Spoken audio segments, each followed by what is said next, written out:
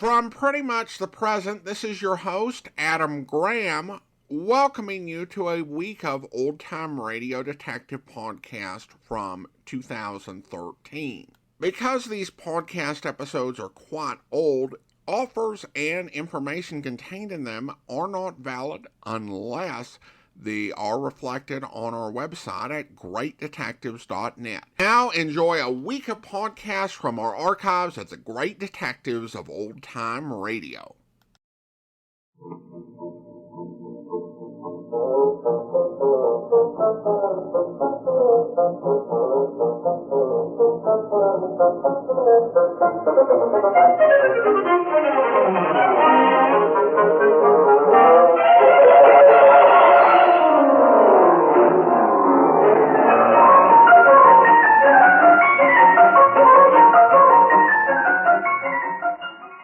Welcome to the Great Detectives of Old Time Radio. From Boise, Idaho, this is your host, Adam Graham. If you have a comment, email it to me, box13@greatdetectives.net.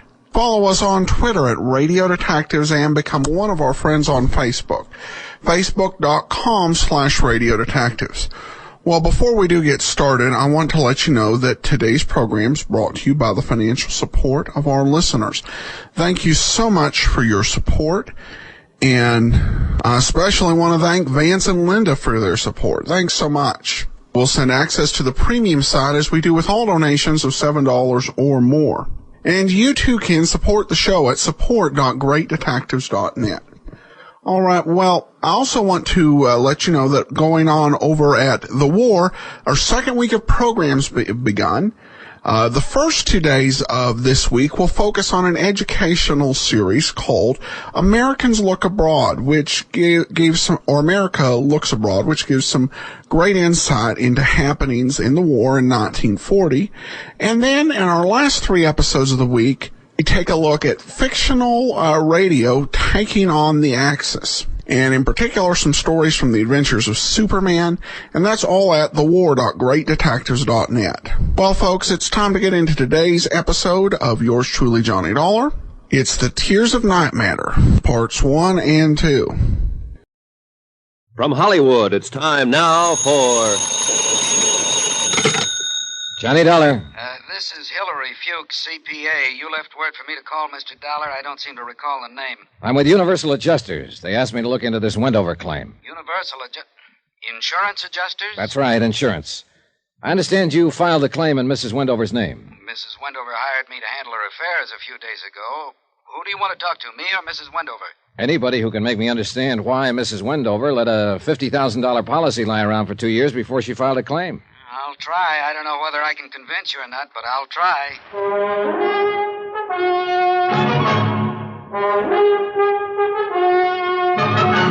Tonight, and every weekday night, Bob Bailey in the transcribed adventures of the man with the action-packed expense account, America's fabulous freelance insurance investigator. Yours truly, Johnny Dollar.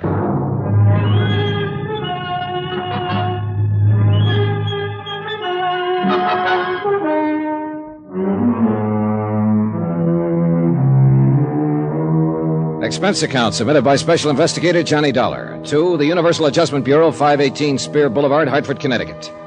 The following is an accounting of expenditures during my investigation of the Tears of Night matter. Expense account item 1, $92.50, airfare and incidentals, Hartford to Miami Beach, Florida. My plane got in at 11 p.m., so I went to a hotel and got some sleep. I put in a call to Hillary Fuchs, certified public accountant, as soon as I woke up. Then I had some breakfast and took a cab out to his office. It was a pleasant 4-mile trip along a beautiful white-sanded oceanfront, and it cost me, Adam, $3 even. Come on in here, Dollar. The air conditioner's working here. Hillary Fuchs was a big man in his late 40s. He was semi-bald, had a good sunburn, and smelled faintly of Scotch whiskey. The office he led me into was cool and dark and elegantly furnished in bamboo knickknacks. The desk was cluttered with a stack of financial statements and legal papers. This is quite a thing, I guess, Dollar. By the way, I didn't find any universal insurance adjusters in the phone book. We're located in Hartford, Connecticut. Hartford?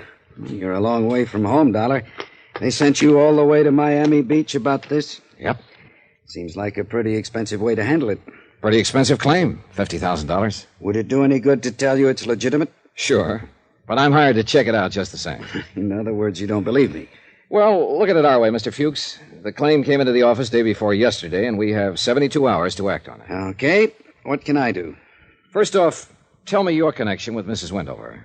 She hired me to put her business affairs in order about 10 days ago. First time I ever saw her. She said the Treasury Department had advised her to get some expert help.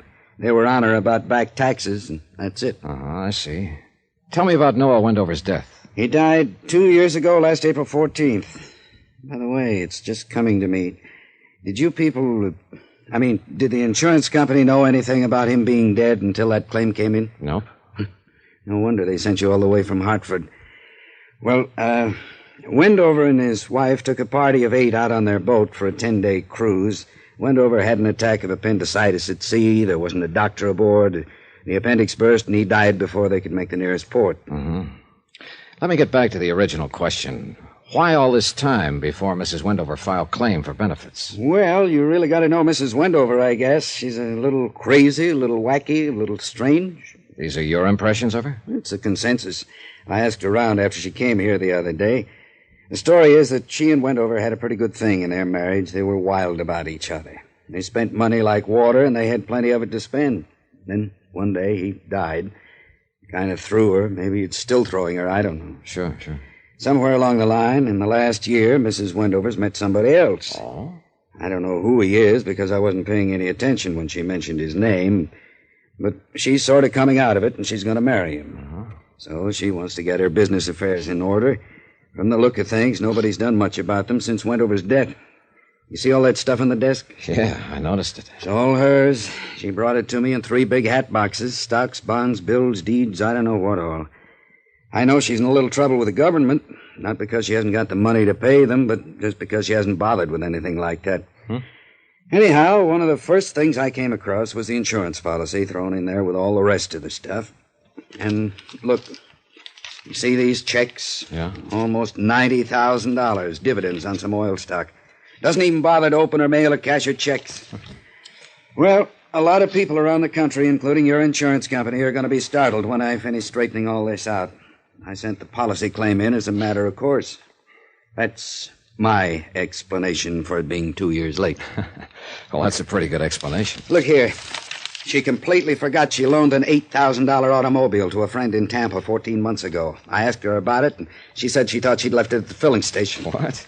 And here, the boat Wendover died on, worth $60,000. She sold it to a fisherman last year for $5,000. Yeah, I get the idea, Mr. Fuchs. Yeah. So you filed the insurance claim in her name along with a dozen other matters that should have been taken care of 2 years ago. Yeah. You play golf? No. Well, I do, and I'm tired of looking at this pile of stuff. Mind if I look at it? Well, help yourself. All yours. I'll be at the club. Do whatever you have to. By the way, what do you have to do? Verify this death certificate and the coroner's report. Well, then you'll honor the claim? I'll file my report, and it's up to the insurance company to do as they see fit. You're kind of cagey, aren't you? That's why they pay me. Mr. Fuchs. Yeah? Is there some kind of bank balance in this stuff, current? Well, you'll find it there, but I'll tell you, in cash, Mrs. Wendover's worth about $950,000. I doubt very much if she's trying to cheat the insurance company out of $50,000. You can't ever tell, though, can you, Mr. Fuchs? Nope. Can't ever tell.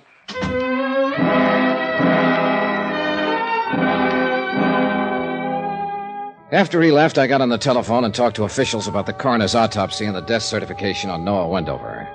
They all seem to be in order. Then I went through the papers on Fuchs' desk. They seem to be in enough disorder to verify what he told me about Elise Wendover. I left Fuchs' office about 4:30 and went back to my hotel, carrying a picture of a woman who had existed in a state of limbo for 2 years or more, so far as responsibility and attention to business went. Johnny Dollar. Hillary, Fuchs, can you come over to my office right away? I just left there. What's up? Mrs. Wendover, she's having a fit. Come on over.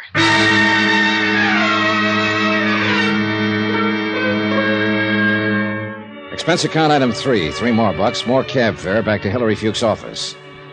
I pulled up in front at exactly 5:30 and noticed a 1956 white Cadillac convertible parked in front. For no reason at all, I took 30 seconds to peek inside. The registration told me the car belonged to Elise Blair Wendover.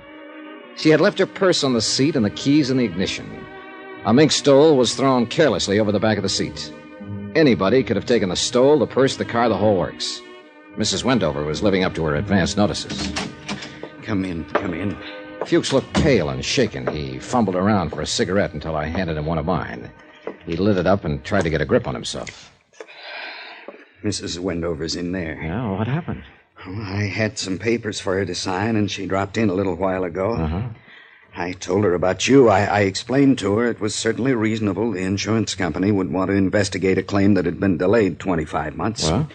She blew up, got kind of hysterical about it, said she wanted to see you right away, that she had something to tell you. Go easy on her, will you? Well, why do you say that? Oh, it's just that, well, if I'm wrong about her, I'm glad, but I don't think I'm wrong when I say she's right on the edge, just on the edge of it. Feeling better, Mrs. Wendover?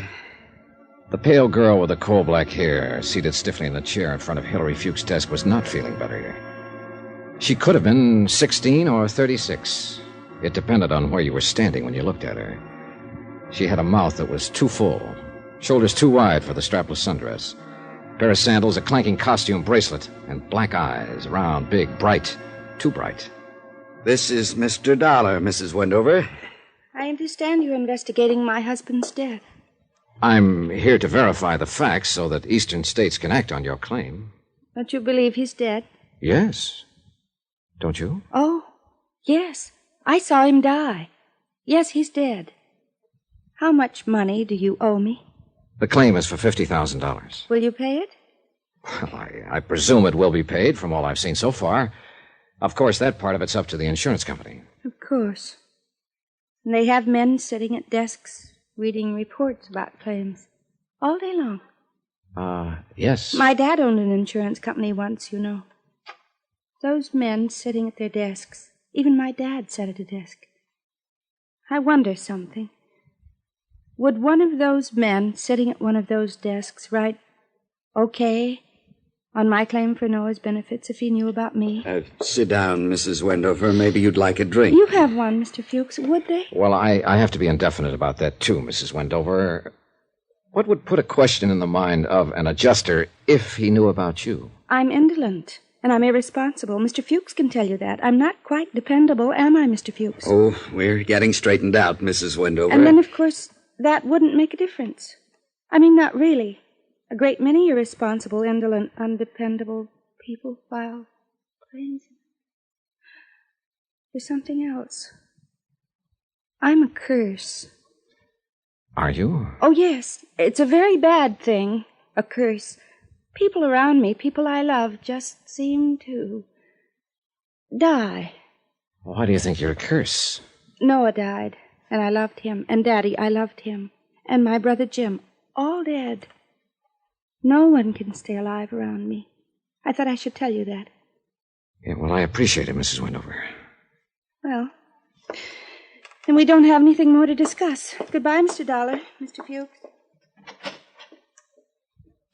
Oh, wait a minute. Johnny, hey, where are you going? I'm going to drive her home. You were right. She's on the edge of something. I can't quite figure it yet. Brother was killed in Korea. Her father died of a heart attack 10 years ago. I got that much from the papers on your desk. Lord, where'd she ever get the idea? Oh, I don't know. I've heard of things like this happening. I'll phone you later. Right. Wait a minute.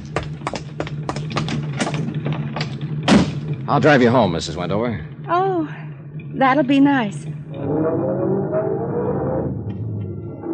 She smiled brightly, still too brightly, and we drove along. She didn't tell me which way to turn, what direction to go, and I didn't ask her. I liked it that way, no one saying a word. I was listening to something else anyhow, something inside of me, loud like a cannon firing twice a second. It was my heart making all the noise. Oh, it's happened a couple of times before, and it meant trouble coming up. I knew it. My heart never makes a mistake. Mr. Dollar, do you think he'll die, too?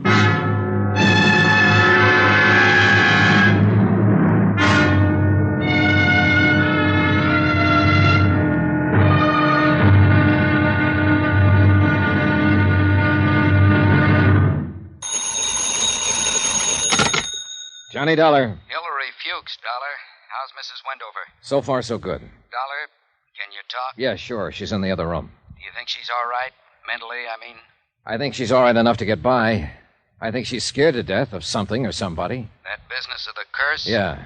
You know there isn't anything to that. There's something to it for her. She thinks she's somehow responsible for her husband's death, for her father's death, and for her brother's death. On the way here, she mentioned just like that someone else was going to die. Or words to that effect. Who? I don't know.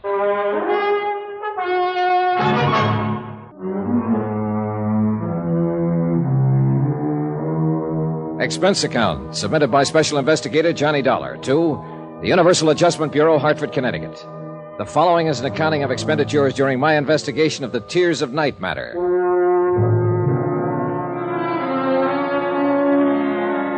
It had started as a routine investigation. A claim filed for $50,000 on the death of Noah Wendover, Miami Beach, Florida. The question, why the 2-year delay in making claim? The answer turned out to be interesting. Briefly, it involved a distraught woman who had neglected not only the insurance, but everything else in her life for 2 years. A woman obsessed with the idea she was a curse. Do you like soda or water? Soda, please. Thanks. Cheers. Good luck.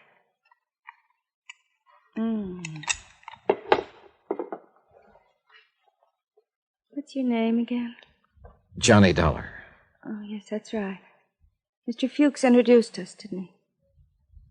Do you think he'll be able to straighten out all my business affairs for me? Yes, I think so, Mrs. Wendover. Including the insurance? Including the insurance, yes. Well,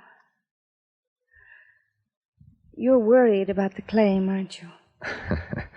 Well, I'm paid to worry about it. I'm not so worried now as when I first came to Miami Beach. I think I understand why it took all this time for the claim to be filed. You mean you've met me and you think I'm kind of, not all there or something? Well, I suppose Mr. Fuchs explained how badly I've managed things for the last 2 years. he showed me how you've let your affairs go to the devil, if that's what you mean. I'm glad you finally turned it all over to him. I think he'll take care of it for you. I behaved rather badly in Mr. Fuchs' office, didn't I? Well, I wouldn't say that. Poor Mr. Fuchs. He was frightened, I think.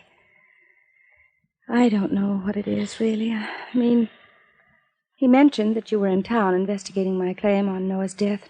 I felt I should talk to you. That's why I had him call you. I wanted to tell you about the curse. There's no such thing, you know, Mrs. Wendover. I know. I couldn't have been responsible for Dad's death. It was a heart attack many years ago. I was away at school in New York, and Jim, my brother being killed in Korea, I couldn't have had anything to do with that. And Noah, I loved him very much. I'm not cursed, am I? No, you certainly aren't. All of these deaths around you have been tragic, doubly so, because you seem to have been very fond of the people. But you aren't responsible in any way. I like you. You're very nice. If you have any questions you want to ask me about Noah, I'd be glad to answer them. I really would. I'm all right now. Really, I am. Well, when we left Mr. Fuchs' office, you talked a lot about that curse business. Yes, I'm ashamed. Were you still thinking of that when you spoke to me in the car? Did I speak to you in the car? Yes. You know, I can't remember riding in the car at all. I've been standing here talking to you, and I've been wondering all this time how we got here. Do you mind if I help myself? No. We drove over together from Hillary Fuchs' office. I drove you here. Oh. Some things I just blank out. I've talked to a psychiatrist, I've been under treatment for several months. He says I established a strong pattern when Noah died, of shutting things out, of just forcing my mind to become blank. He's trying to help me get over it. What did I say in the car? You said you were cursed and you wondered if he would die. Oh, dear. Who's he? Teddy. Teddy, Teddy Davis. I'm going to marry him when he asks me. Oh. And I know he will. I love him very much. Well, why do you think Teddy might die? Because of people dying around me that I love. He doesn't believe in the curse, does he? Oh, no. He's something like you, in a way. Nice. He makes me laugh at it. He says it's ridiculous. Because it is. Somehow I feel comforted. Now, look. You marry this fella the minute he asks you and forget about being cursed and everything else. He'll take care of you. Well, I better go now. Mr. Dollar. Yes? Thank you. I need sometimes very much to talk to someone like you. Thank you. J. Dollar, Oracle. Go out and marry so-and-so and live happily ever after. I like the little kiss she gave me. I like the way she squeezed my hand. I like the perfume she was wearing. I liked the way the intense, hard brightness had gone out of her black eyes, and she was just a nice woman being a woman. I liked all that. What I didn't like was the idea that she could be the other way, believing in the curse and believing she was somehow responsible for people dying. When I left her, I knew that part wasn't ended. I knew it would come back. Come on in, Dollar. I sort of stuck around wondering if you'd come back here. How is she? She's okay now. Fuchs, I'm sending in my report on this policy tonight. I'm recommending they honor it. I've got enough verification. Okay, that's fine. Sure appreciate your help on this, Dollar. Let me buy you dinner. No, thanks. I'm getting the first plane back to Hartford. Why not wait until tomorrow? You've got a reason, haven't you? Yeah, I guess so. Mrs. Wendover? Oh, I've met people like her before. Don't ask me where or when, but I've seen them. And there isn't anything to a curse, but trouble seems to follow them. Big trouble. My business here is practically finished. I just want to get out and get away. Can I use your office for about an hour? Sure. It's all yours.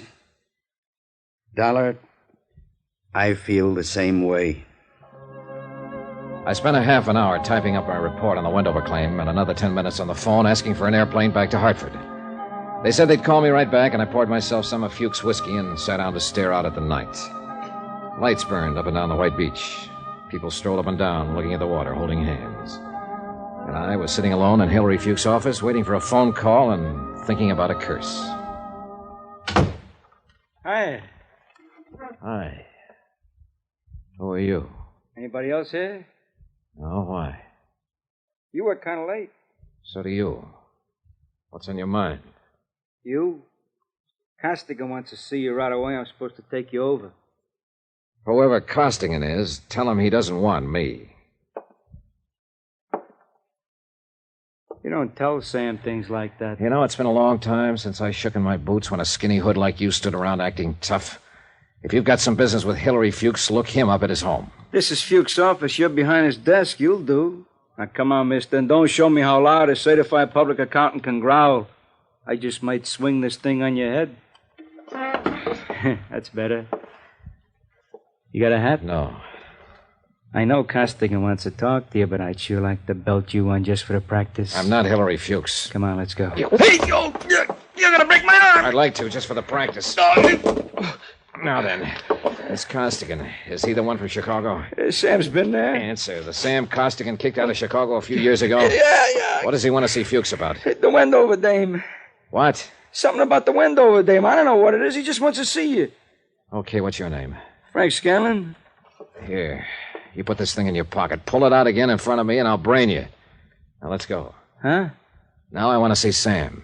Well, sure. Anything you say.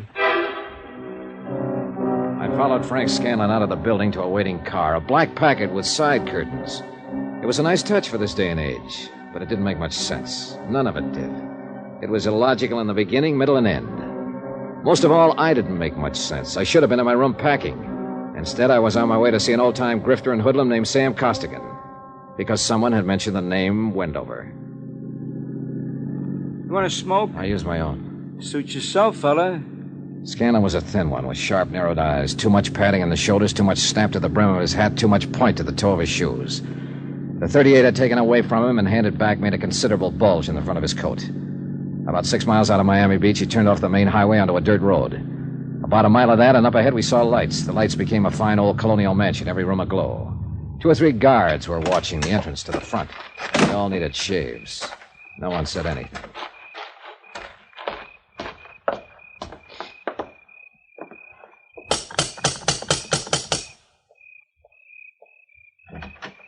Yeah?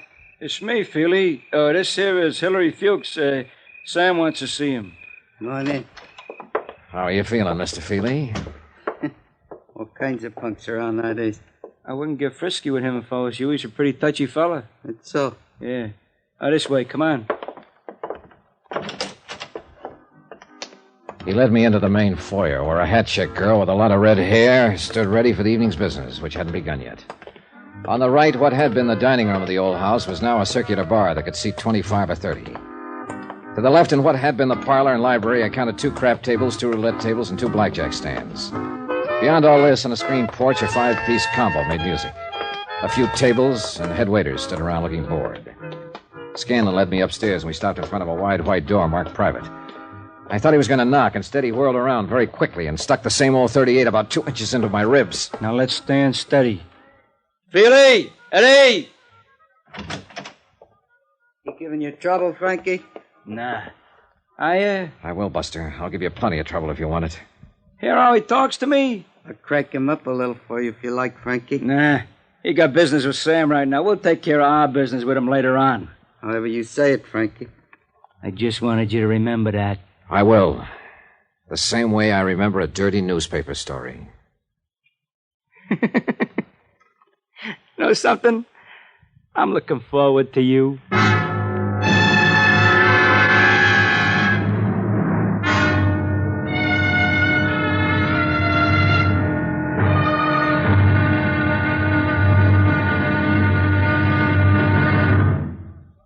Now, here's our star to tell you about tomorrow's intriguing episode of this week's story. Tomorrow, there is a curse that goes with the Wendover name.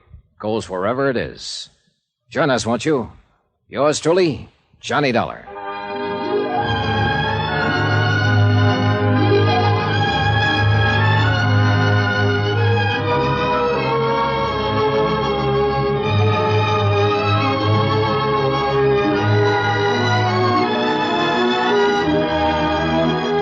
Yours truly, Johnny Dollar, starring Bob Bailey, is transcribed in Hollywood. Written by John Dawson. It is produced and directed by Jack Johnstone. Be sure and join us tomorrow night, same time and station, for the next exciting episode of Yours truly, Johnny Dollar. Roy Rowan speaking.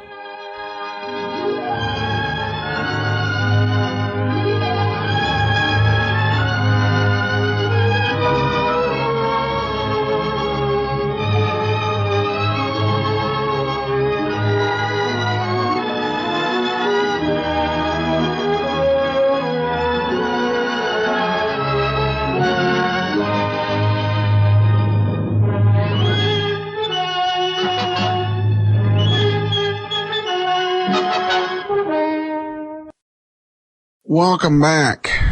Well, Johnny, I've never seen Johnny so eager to get out of town. I do also have an idea of where he's coming from. I don't get why he went ahead and gave the loaded gun back to the thug. It seems like he could have emptied the gun and told him, I'll give it to you after I see your boss. But that's just me. I don't have an action-packed expensive account. So we'll see how this works out. Join us on Wednesday for the next part in this series. Well, we do have some listener comments and feedback regarding Johnny Dollar. I'll go ahead and start out with William, who provides a thought on the Silver Blue matter. William writes, I've really been enjoying the Silver Blue serial. One thing that bothers me about the story, though, is whoever does the voice of Lieutenant Garcia, his attempt at Hispanic accent is horrible. It sounds more German than Hispanic. In fact, I'm certain I've heard this actor do German accents on other OTR programs. When I was listening to him interrogate the boy in episode 4, I expected him to shout, "Tell us the formula!" Okay, my German accent's probably not any better than his Spanish accent. But it was not the best I've heard, but probably on par with most other attempts at Hispanic accent in old-time radio without sounding too stereotypical. We also have an email from Paul says, I wonder if you noticed a shift recently in Johnny Dollar script style. Specifically, episodes from about a month ago portrayed a Johnny Dollar who was confident early in the show, even arrogant about who was the guilty party. It was sort of annoying. The character browbeat suspects based on little evidence. The last few shows, for example, the Lonely Hearts matter, Johnny Dollar was more ambivalent throughout the show until near the end. If this rings true, thoughts on reasons for the differences in style? It's tough to say. I will admit, now that you mention it, that he hasn't gone off in the same way as he did at the start. The only big difference I've noted here is that towards the beginning there was more scripts that were adapted from E. Jack Newman 30-minute scripts. Though why that would lead to Johnny coming off as arrogant or just too sure of himself without any evidence, I'm not certain, because I've listened to many of these same E. Jack Newman stories, and you don't get that from most of these stories. This may have been a directive from Jack Johnstone. We'll have to see. Probably the best way to tell is if we see a series that does have him, or we start seeing a series of programs where he does start getting overly sure early on. That will probably be more indicative as to what change may have occurred. I'd assume if it's something that's more or less permanent, that it was some directive from Jack Johnstone, the producer and director, rather than anything specifically from the writers. But we'll see. Comment from iTunes review by biggest RHCP fan. I know Adam likes to hear about younger listeners. I'm 19 and listen to this daily. I've been a fan of the early, hard-boiled, crime noir detective writers like Hammett and Chandler for a while now. But since I started college, I haven't had time to read extra books unrelated to school. This way, I'll still fit in my fix of crime noir while doing dishes. But I'm almost caught up. Not looking forward to having to wait for new episodes. I only listen to the Bob Bailey ones, so I might have to check out the other ones. Also, speaking of crime noir, they steal from Hammett and Chandler, as well as film noir movies in these all the time. The first Bob Bailey was almost the same story as Chandler's Farewell, My Lovely. And episode 1089 steals chapter 2 of Hammett's Red Harvest. Everything from rich and powerful bedridden old man to the physical description of the assistant. A threat to throw the detective out, the assistant knowing he's not strong enough to do so. Everything. Also, I'm a composer studying film scoring, and the music is fantastic. It's so great. The main theme is very dramatic, and there's lots of other great cues throughout, like the dreamy, chromatic clarinet theme. Example in episode 1089 at 22:30. Keep it up, Adam. Such high-quality entertainment. I hope it never ends. Well, thanks so much for the comments. A lot to talk about there. First of all, if you're really into hard-boiled detectives and you run out of this, there are two things I would definitely encourage you to take a listen to. First would be the Edmund O'Brien programs. O'Brien definitely very hard-boiled, and you can enjoy all those episodes at archives.greatdetectives.net, particularly the first couple ones. In addition, I would also call out Rogues Gallery. Candy Matson, The Fat Man, Pete Kelly's Blues, and Ideal in Crime to meet your hard-boiled needs. I'd also recommend Pat Novak for Hire, but we're going to be doing that on the main show in a few months anyway. In regards to Chandler and Hammett, it's no doubt. I wouldn't say that they necessarily stole from Chandler and Hammett.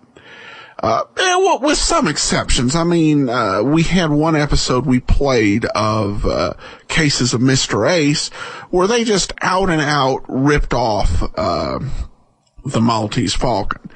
But, we're all influenced by those who have come before us. And certainly they inspired quite a bit. I think I could definitely see how the McCormick matter drew on Chandler's work, even though it went in a few different directions. And yeah, the music is great on this show. It was not quite as good in the previous incarnations of Johnny Dollar, but this theme is just it's just great. So thanks so much for listening, and I appreciate you being out there, and all the best with your studies. All right, well, that will do it for today. We'll be back tomorrow with the final American episode of The Amazing Mr. Malone. Before we get started, I do want to encourage you, if you've not already, to pick up your copy of Powerhouse Hard Pressed. It's my latest novel, superhero comedy, and I'm very proud of the result. We have a lot of fun and pay homage to some great superheroes, so I do encourage you to pick up your copy either as a paperback, as the Kindle, or as an audiobook. All right, well, we're going to get into today's episode of The Amazing Mr. Malone, which is actually the last American episode. We have a few more episodes to come with, and I'll tell you a little bit more about that after the show. But here now is Haste, Maketh Waste. The Amazing Mr. Malone.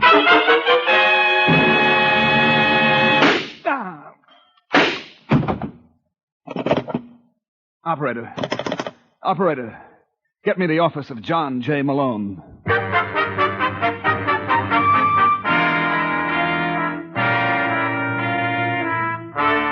The National Broadcasting Company presents The Amazing Mr. Malone, an exciting half-hour of mystery starring George Petrie as the lawyer whose practice before every type of bar has become a legend. Our locale is the city of Chicago, the time, the present, and the hero of these weekly adventures, the amazing Mr. Malone.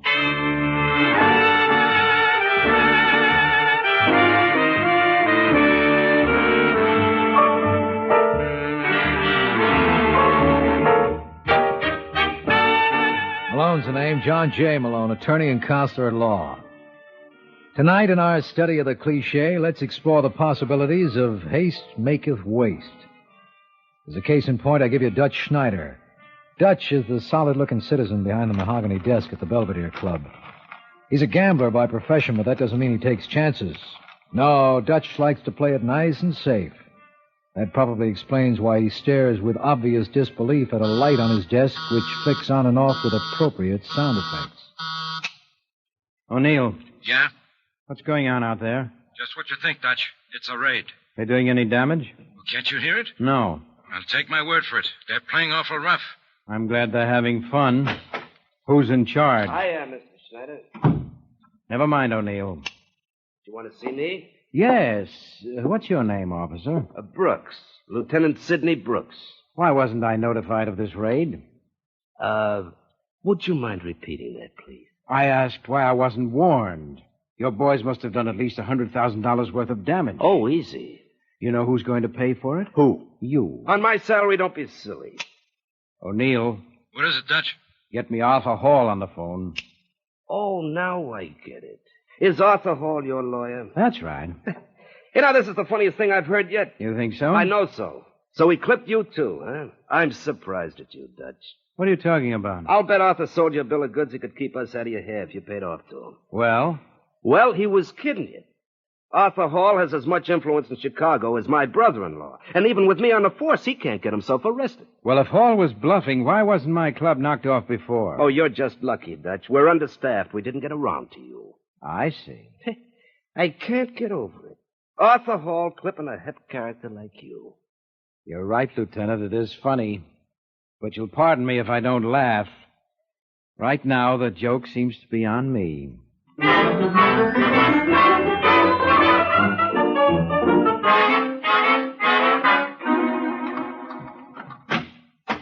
That you, Arthur? Yes. You're late. I was detained at the office, Peggy. Why didn't you answer your phone? Dutch Schneider's been trying to reach you all evening. Oh, did he call here? Mm-hmm. You know, Arthur, I got the idea he was a little annoyed with you. Oh, well, what did he say? It wasn't what he said, darling. It was the way he said it. Listen, Peg, I gotta leave town for a few days. Oh, really? Yeah, something's just come up. Remember the Morris estate? Arthur, you don't have to explain. You know I trust you implicitly. When are you leaving? I'm taking the super chief to Los Angeles. Oh, that explains it. That explains what? Why they called and confirmed your reservation to St. Louis. Well, I must have made a mistake. Obviously. Well, have fun, darling. If there's anything I can do for you here. There is. I want you to sign these papers. What are they? Nothing to be concerned about. Here, on this first line here. Didn't you once tell me never to sign anything without reading it? Well...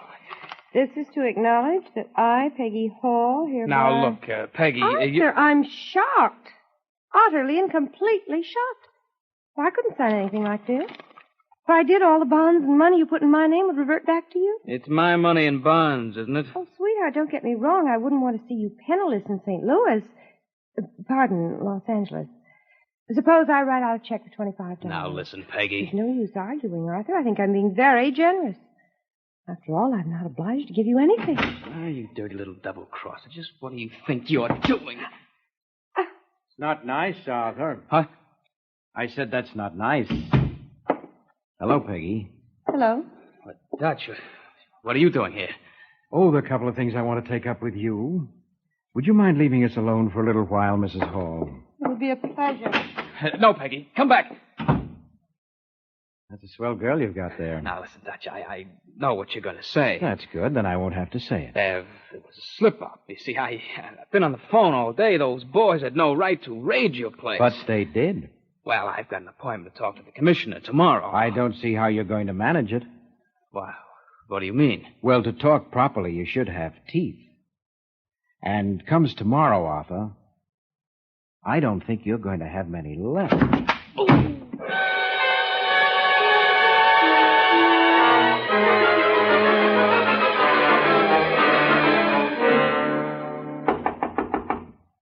Come in. Are you George Kelk? Mm-hmm. I'm Arthur Hall. I spoke to you on the phone. Oh, yes. I'll be with you in a minute. I've got to hear this record. Oh, now, look, Kelk, I'm a busy man. If you're in a hurry, Mr. Hall, you better take your business elsewhere. Well? I'll wait. That's the ticket. It's pretty, isn't it? It's Debussy. Yeah. You know what's responsible for most of the troubles in this world, Mr. Hall? People assign the wrong value to things. Now, take music, for example. That's important, because there is a common denominator. Look, Kelk, I didn't come here for a lecture. There's no extra charge. All right, Hall, what can I do for you? Want to do a job for me? Not particularly. What? I'm a craftsman, Mr. Hall.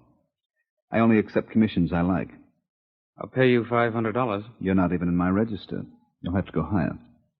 1,000? It's a little better. Have the money right on you now? Well, yes, but it's all I have at the moment. It's enough for me. All right. 2, 4, 6, 8. Now, what's the name of your party? Dutch Schneider. You know him? Only by reputation. He the one who bounced you around? That's my business. As you say, Mr. Hall. That's your business. So if you'll allow me, I'll be getting down to mine.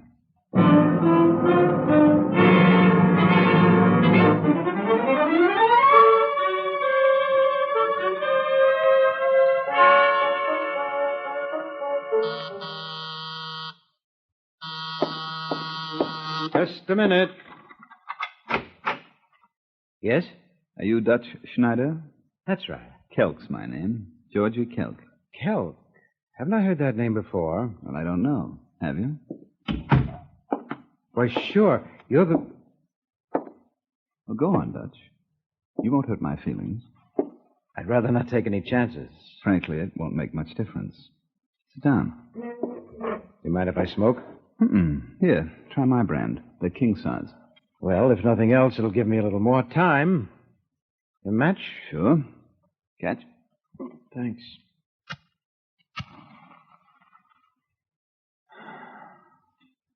Well, where do I get it, Kelk? What's wrong with right here? Aren't you afraid of the noise? Guess you didn't notice the silencer on this baby. Excuse me for trying to tell you your business. It's quite all right. You don't mind talking? Not at all. How'd you find me here, anyway? Oh, it took me a couple of hours, but I managed. What is this, a hideaway? Yes. Mm-hmm. Nice place.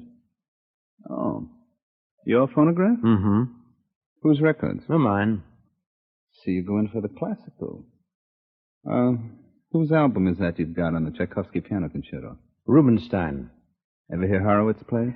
I like Rubinstein's better. It's got a lot more fire. Oh, you're out of your mind. No one can touch Horowitz when it comes to execution. You ought to know. Hey, it's all right. Say, tell me something, Dutch.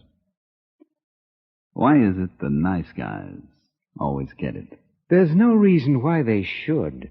Look, Kelk, I don't want to insult you, but can't we talk this over? I'm afraid not. Well, I know who put you up to it. It was Arthur Hall. What difference does that make? A lot. You have nothing in common with Hall. Wouldn't you rather work for me? Definitely. But it's too late now. Why? You can't tell me that you're afraid of Hall. And I don't know what he gave you, but I'll pay you $10,000 for that gun, fully loaded. I don't know, Dutch. I've never done anything like this before. And if I did now, I wouldn't want you to think that the money you're offering had any effect on my decision. Oh, of course not. There was something about that fellow Hall that just rubbed me the wrong way. All right, Dutch. Get the dough.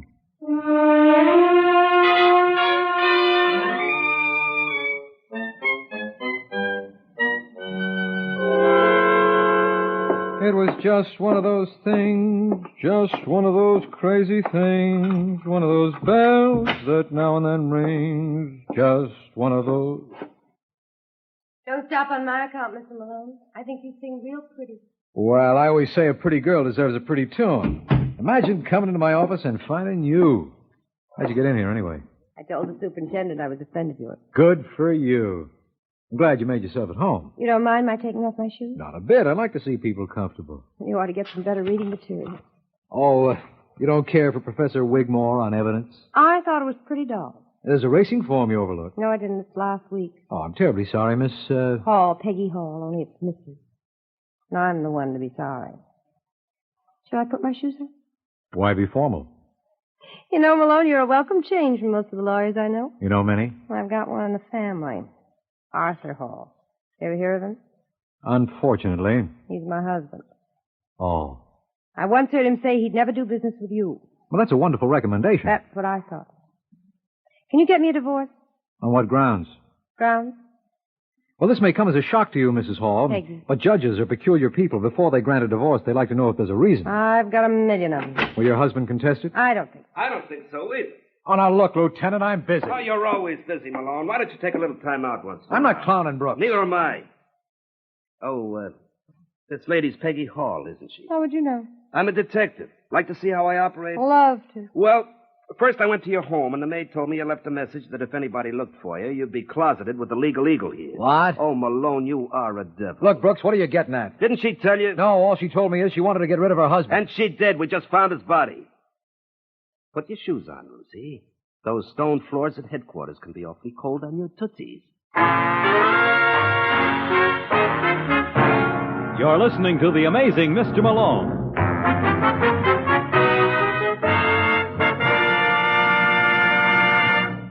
It's the Silver Jubilee on NBC. NBC has long been known as a leader in programming. NBC prides itself in this leadership and promises to continue to schedule programs of interest, taste, and entertainment. We'd like you to note the programs we have prepared for your Sunday radio entertainment. These programs are designed for high adventure, and we start off with The Saint. Then screen actor Lloyd Nolan brings you the fast-moving action of Martin Caine, Private Eye. A new series called The Whisperer brings Carlton Young to the NBC microphone in a double role, that of Philip Galt and The Whisperer.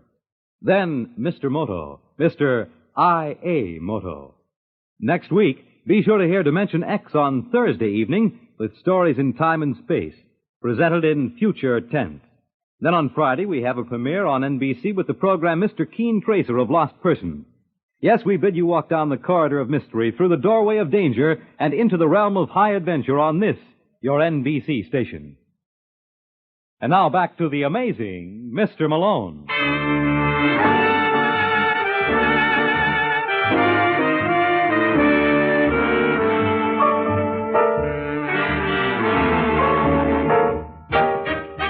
There's an old cliche. It's always darkest before the dawn. And judging by the signs here, daybreak was a way off. While Lieutenant Brooks gazed about my office, I watched my client, Peggy Hall, put on her shoes. Little thing like that can tell you a lot.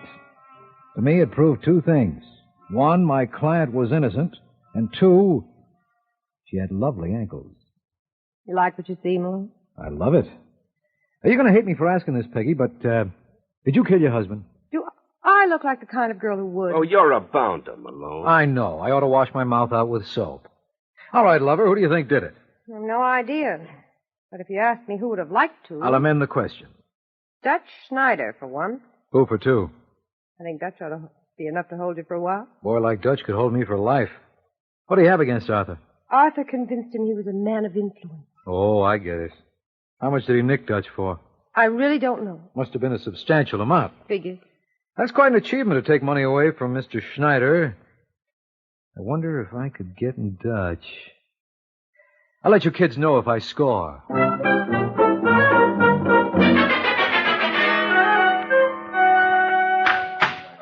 All right, you guys, will you step on it? Those dice tables will never be ready in time. And where's the roulette set up? Oh, we got it here, Dutch. Well, it's doing me no good in that case. Get it open. Hello, Dutch. Why, if it isn't the amazing Mr. Malone. You mean the amazed Mr. Malone? I thought they closed you up. They did. And what's all the activity for? Well, it gives the boys something to do. I like to see them occupied. Keeps them out of trouble. Oh. What's on your mind, Counselor? Can we talk someplace where there's less danger of me being hit on the head by a hammer? Sure. Come into the office. Oh, watch your step. I always tried to. Sit down. Drink? Malone never says no. Soda? Just a squirt. There you are. Thanks. Well, salute. Salute. All right, Malone, to what do I owe the pleasure? Well, for one thing, I was wondering whether you found a successor to Arthur Hall. Successor? Well, Arthur used to represent you, didn't he? I'm glad you mentioned that, Malone. I could use a good lawyer. Wish I could think of one. What's wrong with you? Me? Oh, I got a client. So what? So I'm afraid your interests are diametrically opposed. Well, how do you figure that? I'm representing Peggy Hall. Don't tell me the police believe she killed her husband. How did you know he was dead? From several sources. As a matter of fact, I think there was a flash on the radio about an hour ago. What'd it say? Nothing much. Only that someone sent a .32 slug through Arthur's brain in his office, and the cops were holding a hot suspect, but they didn't drop any names. It's Peggy Hall. Well, now that proves that they're out of their minds. Why would Peggy kill him? Well, it seems Arthur signed everything he owned over to her, and she didn't want to give it back. That's no motive. I forgot to mention that everything Arthur owned amounted to close to $100,000. Hey, you lawyers do all right. Well, there are lawyers and lawyers, Dutch. Now, Arthur had a few soft touches. He convinced a couple of clients he had political connections, and he was rooking them for a fat little fee each week. You don't have to tell me. I was one of the principal contributors. So I've heard. What gets me is why the police haven't talked to you. Well, maybe they have. What'd you tell them? Obviously enough to convince them that I didn't murder Arthur. Want to try convincing me? Where's my percentage? How's your drink? Oh, the drink? Fine. Want one for the road? Oh, I'm in no hurry. I can spare another few minutes. Well, I can't. That's okay, Dutch. You don't have to beat me over the head. I can take a hint. See you around the pool room.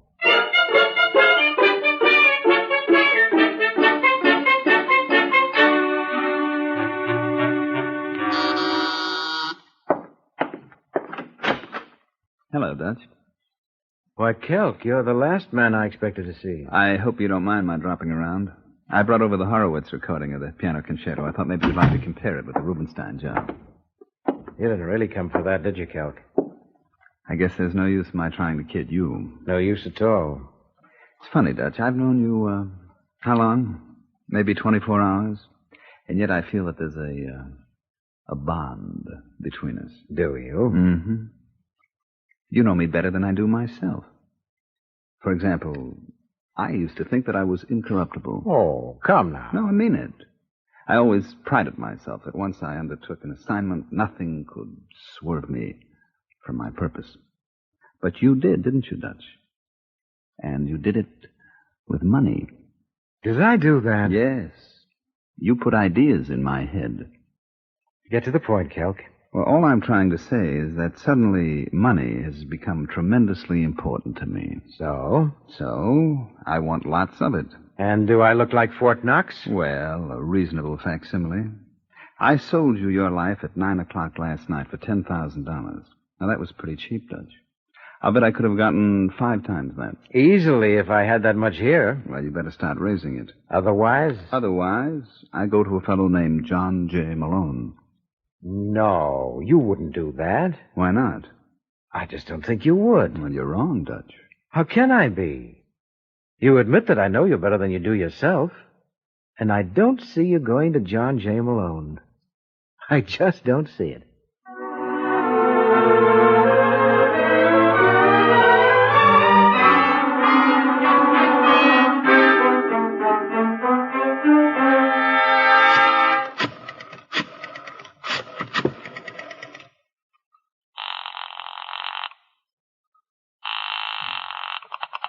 Hello?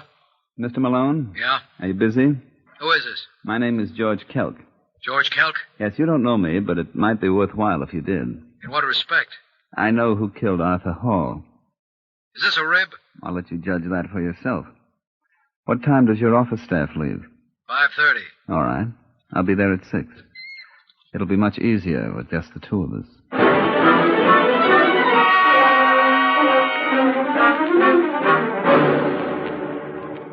Let me see if we understand each other, Kelk. I think we do now, Malone. You'd be willing to repeat this same story in court? Why not? Well, you admitted that you'd been hired by Arthur Hall to take care of Dutch Schneider. Well, nothing happened to Dutch, did it? No. Then what can happen to me? You've got a nice logical mind. Thank you. What do you think will be Dutch's reaction when he learns you've been up here? Oh, I'm not worried, Malone. I can look after myself. You want me to prove it? Yeah. All right. Open up your desk drawer. Why? Go on. Start with the bottom one on the right. What are you talking about? You've got a recording machine somewhere in there, Malone. You've been taking down every bit of this dialogue. How'd you know that? Oh, you're talking to a man who keeps up with the latest in that field. I do a little home recording myself. Oh. Who thought of placing the microphone in the wastepaper basket? Me. Picked it up from a story I once read. Cute idea. Yeah. All right, Malone. Get away from that desk. Put away that gun, Kelk. I said get away from that desk. How do you feel, Counselor? Oh, that's too bad. Next time, remember, you're not dealing with an amateur. I never audition for free.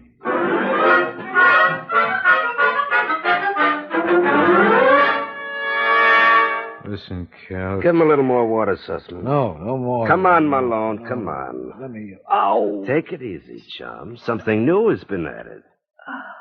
Huh? Yeah, 3 stitches in your scalp. Oh. When did you get here, Lieutenant? Oh, about an hour ago. Let me see that desk. Oh, there's nothing to see there. You'll have to buy yourself a new recorder. Listen, Brooks, a boy named George Kelk was up here. Yeah, I know. You kept babbling his name. Well, he can clear Peggy Hall. Now, look, Malone. I tell you, I had the evidence on that machine. Sure. Will you stop trying to humor me? Arthur Hall originally hired this Kelk to bump Dutch Schneider, only Dutch was lucky and bought his way out. Now, is that a strong enough motive for you? You mean for Dutch getting back at Arthur Hall? Yeah. I'd be out of my mind to say it was. Well, Kelk can prove the whole business. No, he can't. Look, Lieutenant, I talked with the man. He told me that at 9 o'clock last night he went up and braced Dutch. Well, that's where you run into trouble. I don't see why. That's because you haven't seen the autopsy report. Arthur Hall was dead at 8. What? Yeah, that's right. A full hour before Kelk even got to Dutch. You better get the aspirin, Malone. Your headaches are just beginning.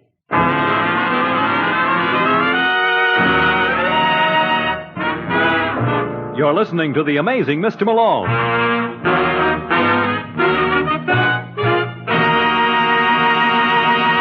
Now that vacation time is here, the danger of forest fires increases all over the country.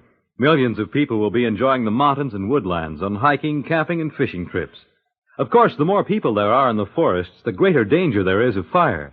But we can prevent forest fires if each of us will be careful. Crush out cigarette, cigar, and pipe ashes. Break matches in two after using. Drown all campfires, then stir and drown again. Forest fires are a shameful waste because they can be prevented. Remember, only you can prevent forest fires. And now back to the amazing Mr. Malone.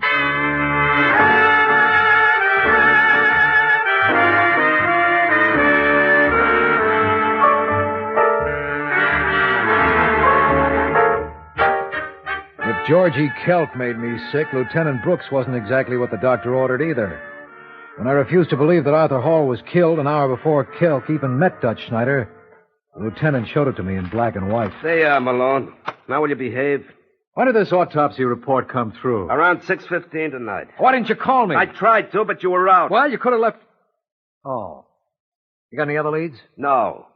Your client, Mrs. Hall, still refuses to tell us what she did with the gun. What gun? The one she bought 3 months ago in a pawn shop. Why? Well, to hear her tell it, she was afraid with Arthur away from home so often. That's possible. Sure. But why'd she buy it under a phony name? She's a woman. Oh, of course. That explains everything. Well, how'd you finally run it down? Through the car. The pawnbroker remembered she was driving a Nash. He got the first 4 numbers of the license. Pretty observant boy. What kind of a gun was it? Police special. Is that what was used on Hall? Could be. The slug we pried out of the wall was too battered to tell. Look, Lieutenant, Peggy didn't kill her husband. It's all out of character. Oh, that's good, that is. You've spent all of 60 minutes with the girl, and already you've got her analyzed. I tell you, Wait a minute.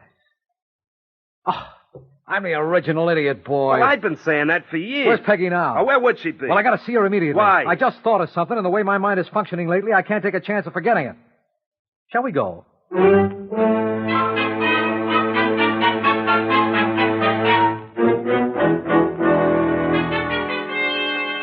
If there's anything I can do, Peggy, anything at all, I want you to let me know. Thank you, Dutch, but I can't think of a thing. Malone's taking care of everything. Well, much as I dislike the guy, I've got to admit he's capable, but if you want anybody else... Open him up, Seth.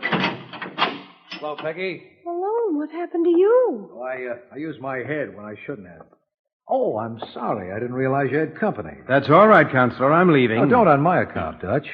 The lieutenant here has a call out for Georgie Kelk. Kelk? Hadn't you heard he was up to see me tonight? I didn't think he would. Why not? I didn't think he knew anything about Arthur's murder. You're right.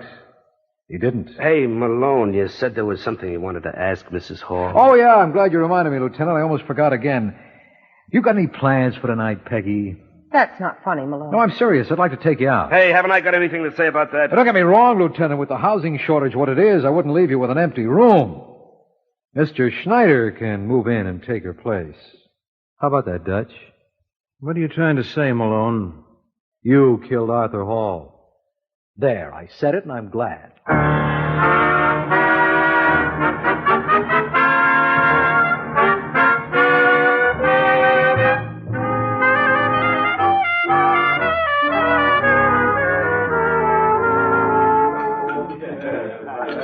I can't believe it, Malone. Can't believe what?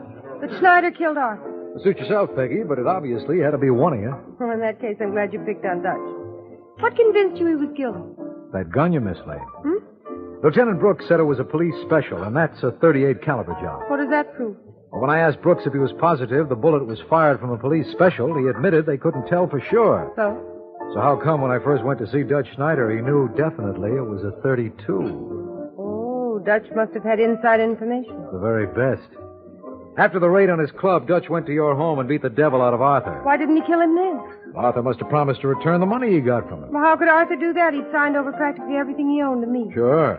And then when Dutch realized he had no chance of recouping, he went to your husband's office and killed him there. But in between, Arthur hired Georgie Kelk. By the time Kelk located Dutch, Arthur was dead. Should I say I'm sorry? Well, not if you don't feel like it. But, you don't want to let this prejudice you against all men. Oh, it won't. I know now the type I can handle. And when I see one of the other kind, I'm going to start running. How will you recognize the other kind, huh? That's easy. They're lawyers. Good night, Mr. Malone.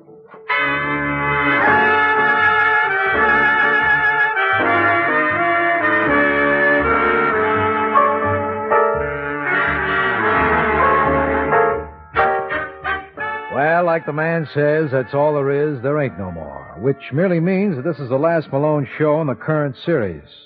If you want us back, all you gotta do is say the word. When it comes to that department, you're the judge and jury, so here's hoping you'll be dropping us a line at the office and that the verdict will be a favorable one.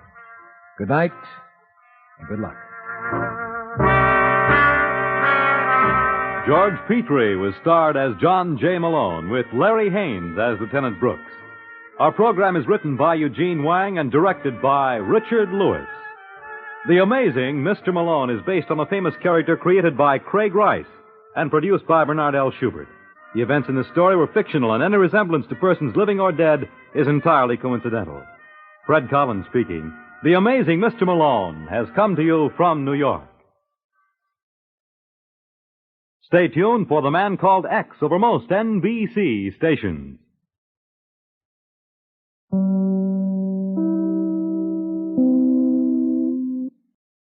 Welcome back. Well, listeners did not ask for another season of Mr. Malone, so this episode ended it with its refined hitman. This was the second refined hitman we'd seen on Mr. Malone. I think the last one was into art or something. Though there is an Australian series. In addition, there is actually there was an adaptation done for the Old Gold Comedy Theater that was a little bit more consistent with the books, even though the character was named Michael Malone rather than John Malone. So we'll bring you that episode next week, and then we'll get into the Australian episodes we have. All right, well, now we turn to listener comments and feedback.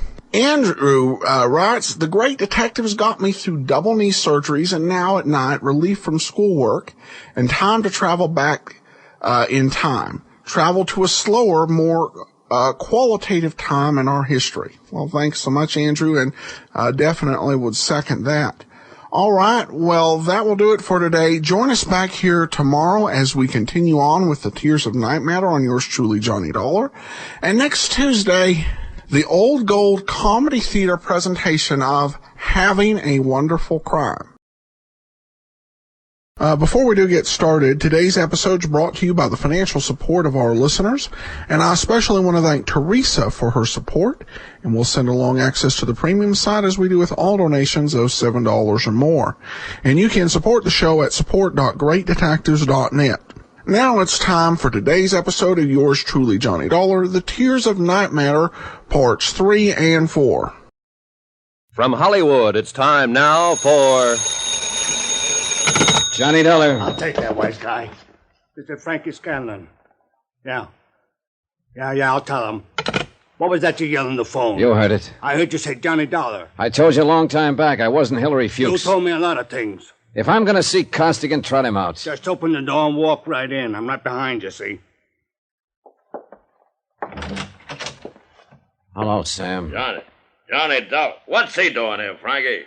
You mean this isn't Fuchs? Get out of here! Get out of here before I throw something at you! You heard the man, Frankie. Blow. No, sit down, Johnny. I won't bother shaking hands. You tried to put me in jail the last time we met.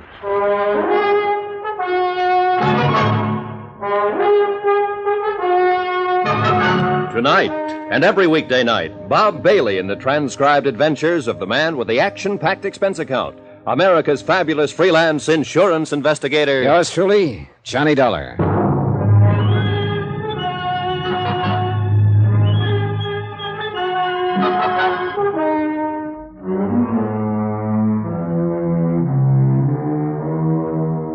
Expense account submitted by Special Investigator Johnny Dollar. Location, Miami Beach. 2, the Universal Adjustment Bureau, 518 Spear Boulevard, Hartford, Connecticut. The following is an accounting of expenditures during my investigation of the Tears of Night Matter.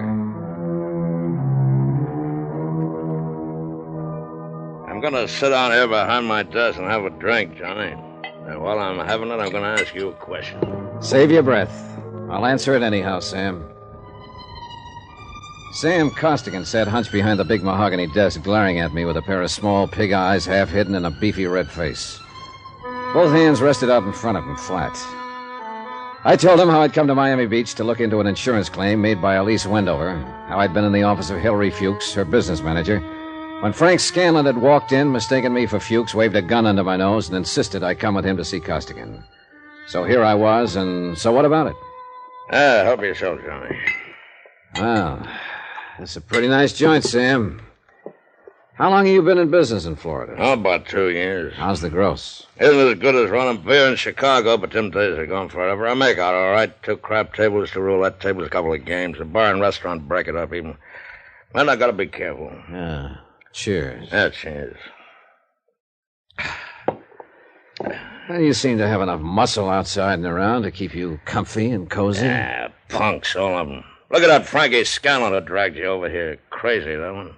But he's the best of the lot, the best I can get nowadays. Not a good muscle left in the business. You could retire. Yeah, I might do that one of these days. No. Tell me about your hookup with this Wendover dame, huh? No hookup, Sam. She claimed benefits on her husband's life insurance. The claim should have been made 2 years ago. I investigated. It's okay. Made her? Yeah. Screwball, huh? In some ways. She's all right. Well, maybe it's as good you're here as this Fuchs guy. I wanted him to handle some business of hers, but maybe you can handle it. Yeah. You ever see this before? No. Oh, it's a little bit of necklace called the Tears of Night. It's worth a big hunk of cash. Each 4 diamonds are good stuff. Your friend Miss Wendover left it here a week or so ago when she went for a plunge at the roulette table.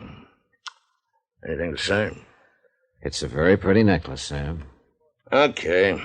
We both know she's screwy, a widow with a lot of dough, and a boyfriend named Teddy. Teddy Davis. He paints.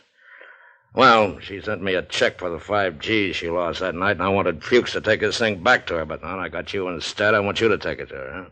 How about it? Is that all? That's all. I got my dough, she gets her Tears of Night back. I couldn't trust any of my punks with it, and I don't like to be seen in public, so you just take it back, huh? It's very simple. Why? Don't ever go on the stage, Sam. Why not? You can act, but you can't lie. You just can't lie at all. And it takes a good liar to be a good actor. Now that you've told me how simple it is, suppose you give me the unexpurgated sequel. All right, so a check bounce. Oh, stop it, Sam. She can't issue a check without a countersignature by Hillary Fuchs. He hasn't issued one check on her account since he took it over 10 days ago. So if this thing is hers, explain it all to me, will you? The way it is. I want another drink. Yeah, you're right, Johnny. There wasn't any check. Miss Wendover called me a couple of hours ago and said if I didn't have this thing back to her tonight, she'd call a load of cops and come out and tear this joint apart. She sounded like she'd do it, too. I mean, well, you met her. You can't tell what she'll do from 1 minute to the next. Screw her, you know? Not so screwy if she dropped $5,000 and left that. And now she gets it back for nothing. I just want to get it off my hands. If she came out here with a cop, I'd be closed for the season. And I'm getting old. Hey, you know where she lives? Mm-hmm. I was there earlier tonight. Here, take the ice to her, and I'll chalk it up to experience, huh? Then you can grab a cab back and come on back out here, and I'll see that you have a good time on the house. How about it? I'll take it to her, but I won't come back here, Sam. Oh, Scanlon and Feely, them guys, huh? They worry you? You do. What? I don't believe your last story either. The only thing I believe is that this is Mrs. Wendover's necklace. So I'll take it to her. Sam. Yeah? You better get someone beside Feely at that table after this. You're telling me. You're telling me.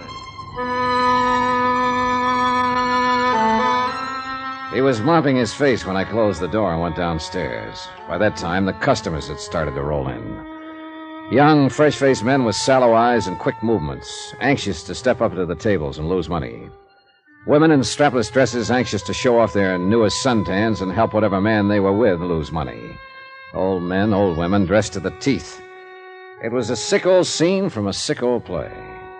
Expense account item 4, $6. Cab fare from Sam Costigan's gambling club to Elise Wendover's apartment.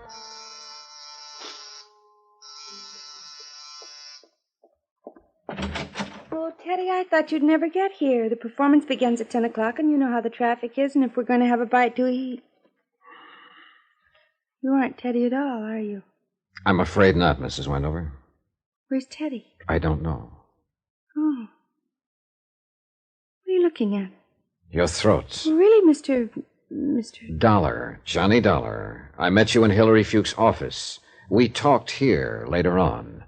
Remember? Of course I remember. Well, really, Mr. Dollar, I'm only waiting for Teddy to come by so we can make the first show at the plaza.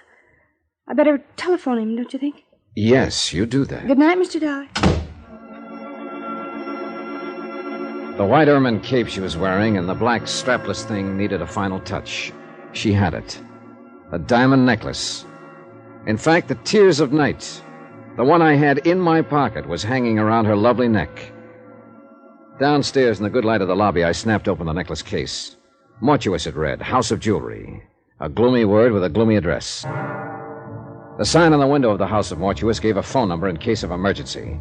Item 6, 10 cents, one phone call about my emergency. I made it vague to Mr. Mortuous that thousands of people might die before 6 o'clock in the morning unless I could talk to someone about a piece of jewelry. It went over. Item 7, 50 cents, cab fare to the Sandy Beach Hotel, on the less expensive side of Miami Beach. You find me a bit indisposed, Mr. Dollar, but on the phone you said it was a matter of jewelry. Therefore, Hannibal Mortuous is at your service. Now then, sir, what is so urgent? I came to ask you about a diamond necklace. I found your name stamped on the inside of the case. House of Mortuous, a most respected name in diamonds as well as all the lapidary arts. Most respected. Fine jewels and the name Mortuous are... Oh, I do beg your pardon. Continue, Mr. Dollar. I want you to take a look at this.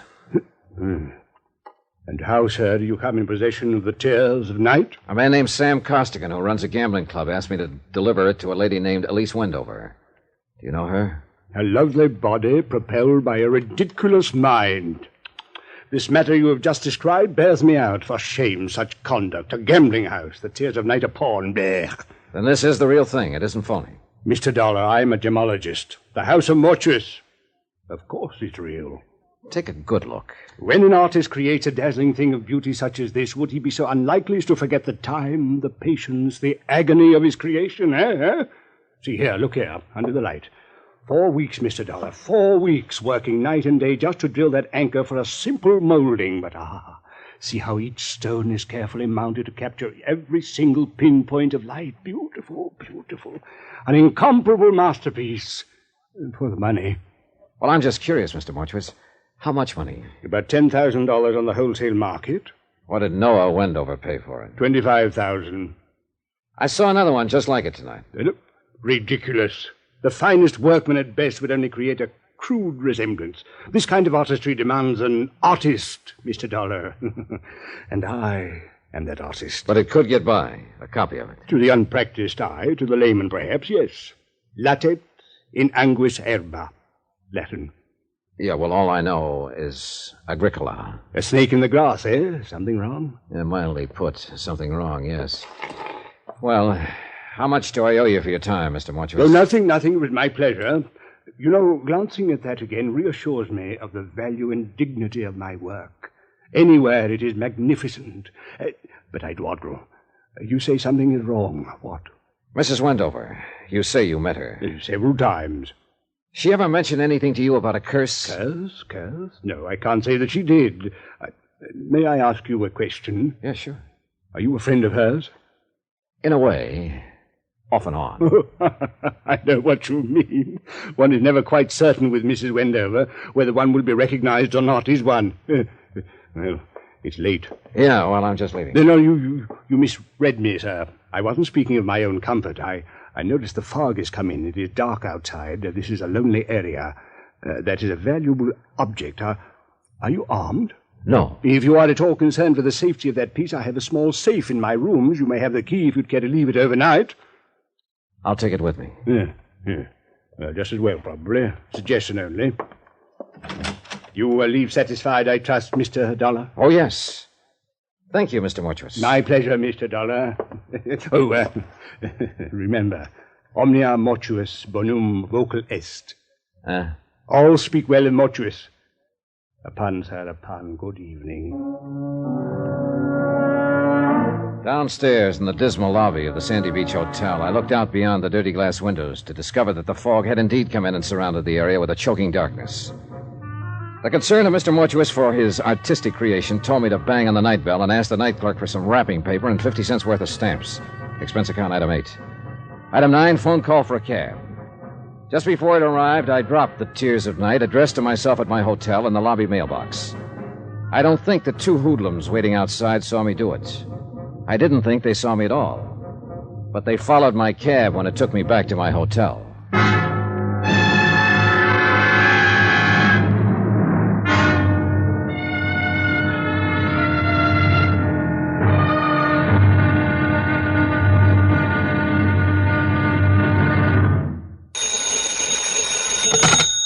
Johnny Dollar. Your number is ringing, Mr. Dollar. Oh, thanks.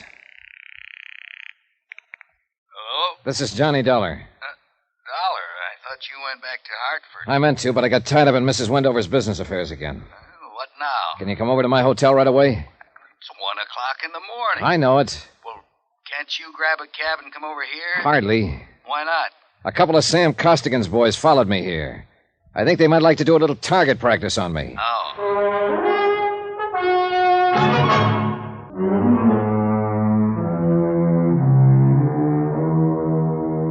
Expense account submitted by Special Investigator Johnny Dollar to the Universal Adjustment Bureau, 518 Spear Boulevard, Hartford, Connecticut. The following is an accounting of expenditures during my investigation of the Tears of Night matter. Expenses continued. Items 10 and 11. $10, scotch and soda, plus a pitcher of ice and glasses. I had them filled, chilled, and waiting when Hilary Fuchs knocked on the door of my room. His eyes were still puffy with sleep, and he had a trench coat thrown over his pajamas. What's this all about, Johnny? You said Mrs. Wendover, somebody followed you. What? I want you to tell me what you can about the Tears of Night. The Tears of what? Tears of Night, a piece of jewelry owned by Mrs. Wendover, a necklace, 4 diamonds on black onyx, silver chain. What the devil would I know about something like that? In her accounts, her bills, her property? You're her business manager. You must know something about it. I never heard of it. You better straighten me out. Try some of that.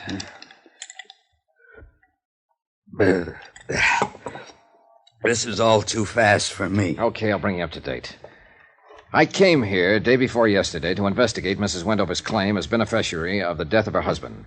She forgot to file it for 2 years. Now, you explained why. I bought that. It's a legitimate claim. But I didn't buy her story about being cursed, or I didn't buy your idea that she was on the verge of blowing her top. No, I'm not so sure. I'm just along for the ride. Well, you left me in your office last night. A little while after you left, a man named Frank Scanlon came in and stuck a gun at me and said Sam Costigan wanted to see me. Costigan, the gambler? The same. Scanlon thought I was you. He took me over to Costigan's place. What's this got to do with insurance? Nothing. But it has something to do with Mrs. Wendover. Costigan had a necklace, the Tears of Night there. He said Mrs. Wendover left it as a pawn a week or so ago. Oh? He told me Mrs. Wendover called up and threatened to come out with policemen unless Costigan returned it. And as long as I was there, Costigan asked me to take it to her. I went over to her place, and what do you know? She was wearing the Tears of Night. I don't get this. Well, have another drink. Neither do I. By the time I got there to her apartment, Mrs. Wendover hardly remembered my name or that we'd met in your office. She was waiting for her boyfriend to show up. Incidentally, his name's Teddy Davis. Is he after her money or what? Search me. I never met him. Well, I skipped out of there and looked up the jeweler who'd made the necklace, a man named Hannibal Mortuus. I heard of him. He speaks Latin or something. That's the one. He told me the necklace I had was the real thing. Now, I want you to tell me who made up the one Mrs. Wendover was wearing. I don't know anything about it. Well, it had to be made up sometime within the last week, and you've been handling her business affairs. I don't know a thing about it, Johnny. All right, come here, take a look. Do you know anything about those 2 birds outside there? No. Well, one of them's a character named Feely. He works for Costigan. The other one I saw at Costigan's club. They tailed me from Mortuus's place. Probably been on me all night long since I picked up the necklace. Where is it now? I mailed it to myself from Mortuus's hotel. Those 2 out there, you better call the police if you think they're after you. Oh, nothing I could tell the police that would hold them up half a second. Mainly, I wanted to ask you about all this before I went on with it. What do you mean, go on with it? Go back to Mrs. Wendover, to Costigan, find out what's real and what isn't real? This isn't your line of duty. Why? Oh, I've been thinking about that. I don't know why. Maybe it's Mrs. Wendover. Those eyes of hers and that talk about the curse. I got a feeling she needs help in this matter. Somehow she needs help. What can I do, Johnny? Go to bed. I'll let you know what happens. Now, where's your car? In the parking lot back of the hotel. Give me the keys. I'll use that. Hey. Make yourself at home, Mr. Fuchs. Go to bed here. Oh. Yeah? Every now and then, walk over and look out that window and have a drink. They'll think it's me, and that's a good thought for them to have. Okay, what else? Well, if they start for the lobby, call downstairs and have them send up the house man and get the police.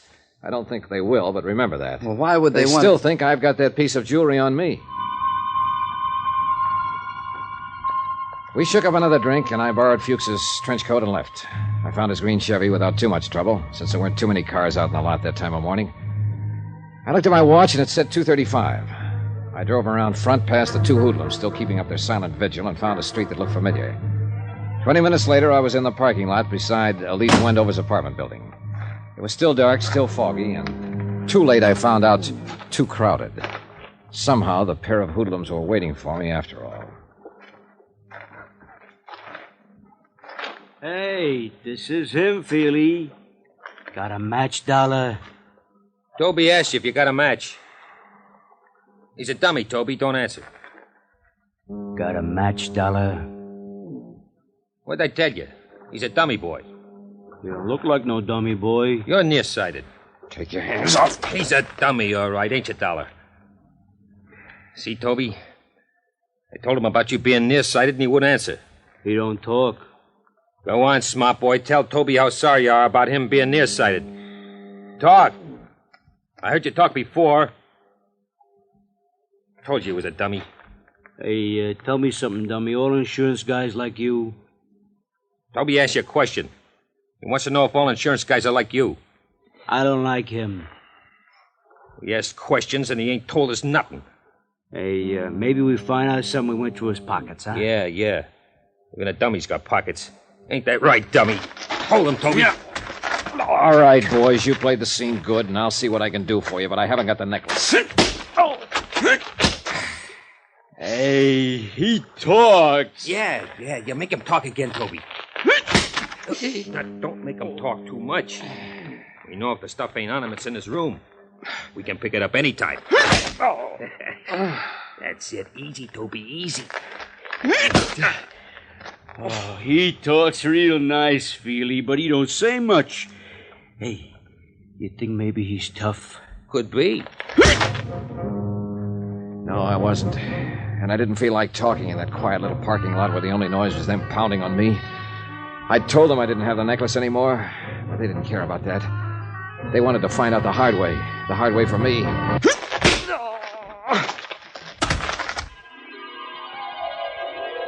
I remember trying to wake up a couple of times. I dreamed I was driving along in a big Cadillac. Frank Scanlon was on one side of me, Sam Costigan on the other. Hannibal Mortuus was in the front seat. He had his jeweler's glass out, looking at the tiers of night. I tried to see who was behind the steering wheel, and I gave that up because the steering wheel was a roulette wheel. Then we had a blowout, and the whole car vanished with everybody screaming, "Demortuus, Demortuus." Somewhere around 6 in the morning, I began to get a feeling. Several feelings, and all of them hurt. It just turned dawn, and I rolled over on my side to watch a man who hadn't seen me step into his car with a fresh shave and a fishing pole, pull out of the lot and disappear. Somewhere, vaguely, I heard the sounds of early morning traffic. Streetcar clanged somewhere. Nothing much happened for a while. Then it came to me it might be a good idea to get on my feet and find a telephone and get hold of a doctor and see how long I had to live. Somehow I managed by holding onto a fence and stumbling against cars to make the front entrance to Elise Wendover's house. I made the elevator, self-serviced my way up to the 9th floor, and staggered toward 913.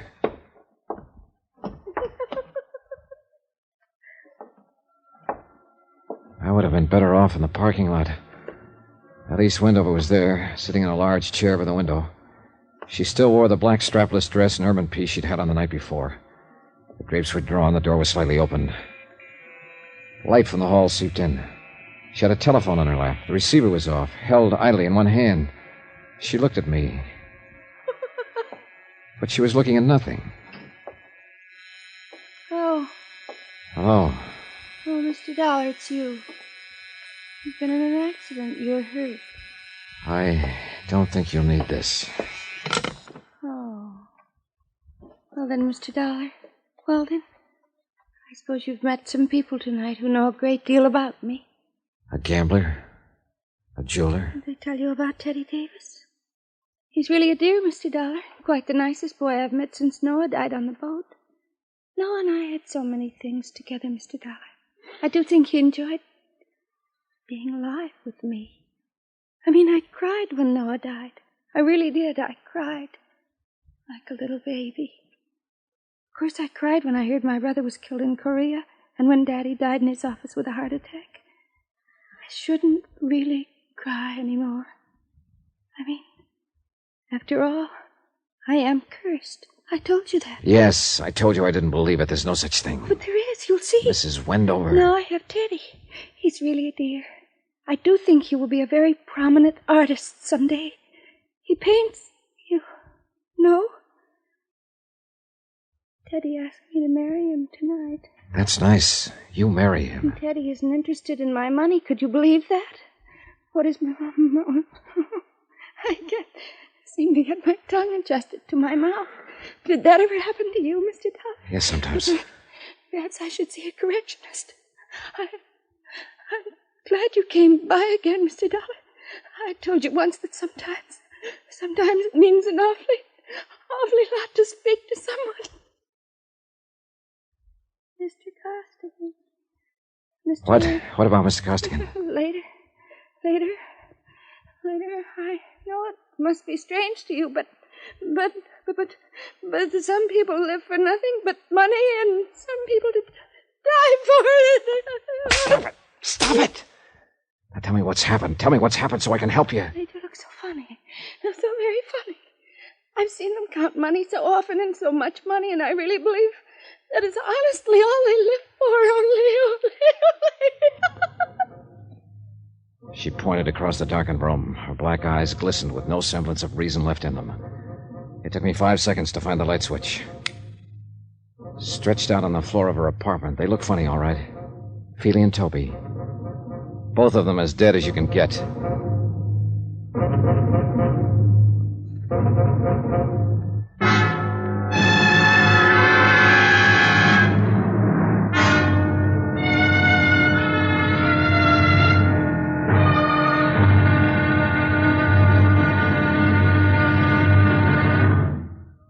Now, here's our star to tell you about tomorrow's final intriguing episode of this week's story. Tomorrow, the tears of night come home.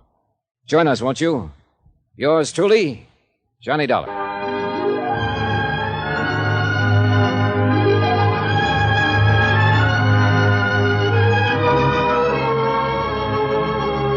Yours truly, Johnny Dollar, starring Bob Bailey, is transcribed in Hollywood. Written by John Dawson, it is produced and directed by Jack Johnstone. Be sure to join us tomorrow night, same time and station, for the next exciting episode of Yours truly, Johnny Dollar. Roy Rowan speaking.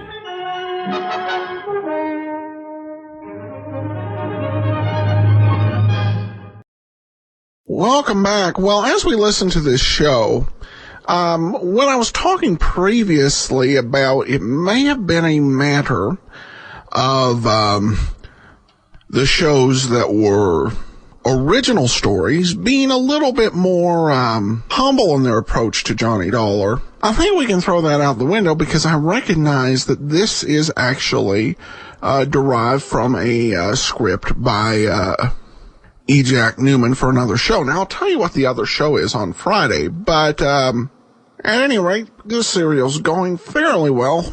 And I'll just go ahead and turn over to listener comments and feedback. And Teresa comments, I really appreciate your show. It reminds me of the times my mother and father and what they might have listened to when they were growing up. Please keep up the great work. It's well appreciated. Well, thanks so much, Teresa, and glad we're able to provide this show for you. All right, folks. Well, that will wrap it up for today. Join us back here tomorrow as we continue on with the on Friday we continue on with the Tears of Night Matter, and tomorrow join us for Nick Carter. Well, before we get started, I want to let you know today's program is brought to you by the financial support of our listeners, and I especially want to thank Carrie. We'll send access to the premium site as we do with all donations of $7 or more, and you can support the show at support.greatdetectives.net. Well, now it's time for today's episode of Nick Carter, Dead Witnesses. What's the matter? What is it? Another case for Nick Carter, Master Detective.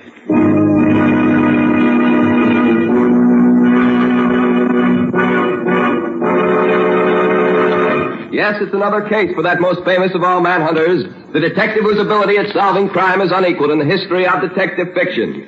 Nick Carter, Master Detective. Tonight's curious adventure, Dead Witnesses. Or Nick Carter and the Mystery of the Murder Room.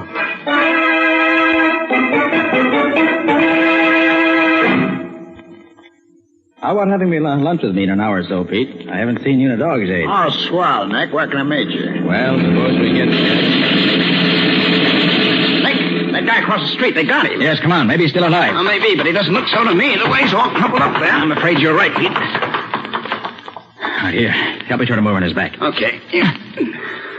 Well, he's dead, all right. Hey, Nick, will you look at who he is? Oh, our old friend Louis Morelli, the gangster. Well, he'll never muscle in on anybody's rackets again. He certainly took care of that. Yeah. Well, they can take his name off the blotter at headquarters. But, Nick, did you see who was in the front seat of that death car that went by us? Yes, Pete, I did. Slug Barron. Yeah, Nick, Slug Barron in person. Do you realize what this means? We now have something we've been trying to get for the past 3 years. Evidence against Slug that will let us put him away. Well, every detective on the force, including me, has been trying to get something on that thug ever since he pulled his first job here. Right, Pete. This should be good news to the whole city. Pardon me, but is he dead? Yeah, very dead. You know him? No, I never saw him before, but I did see him shot by someone in that car that went by. And I think it's outrageous that such things can happen in this city. You say you saw him shot? Yes. I happened to look up as the car went by, and then I heard the gun shooting, and I saw him fall. You wouldn't be able to identify the man in the front seat of that car, would you? I'm sure I would. He was a mean-looking individual, and that big scar across his cheek was very plain. Why? Nick, this is too good to be true. Another witness. Hey, look, fella, would you be willing to testify against that guy when we catch him? I certainly would. Such men should be put away where they can't get out. Here's my card. Let me know when you want me. Okay, thanks. William P. Fletcher, 46 Main Avenue. Oh, boy, we'll call you all right, buddy. We've waited for this for 3 years.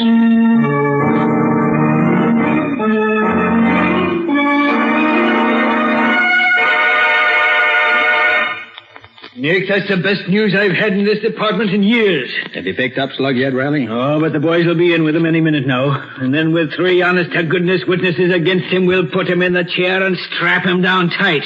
And that'll be a happy day in my life. I know just how you feel, Riley. That's been... Yeah? Just got a report that a man was knocked down and killed by a truck over on the east side. About 2:30 this afternoon. Huh? Apparently an accident, although the body was pretty badly smashed up. I thought you'd like to know. And why did you think I'd like to know? Because the guy has been identified as William P. Fletcher of 46 Main Avenue. William P. Fletcher. Nick, that's the fellow who was going to be a witness for us against Slug Barron. So Slugger's up to his old tricks again. You think so too, do you? I don't think there's much question about it. Slug finds there's a witness. If witness can't be intimidated, witness disappears. Simple as 2 and 2. Hey, you'd better look out for a guy named Nick Carter, then. I've been doing that for years, Riley. This won't be the first time I've come up against Mr. Slug Barron.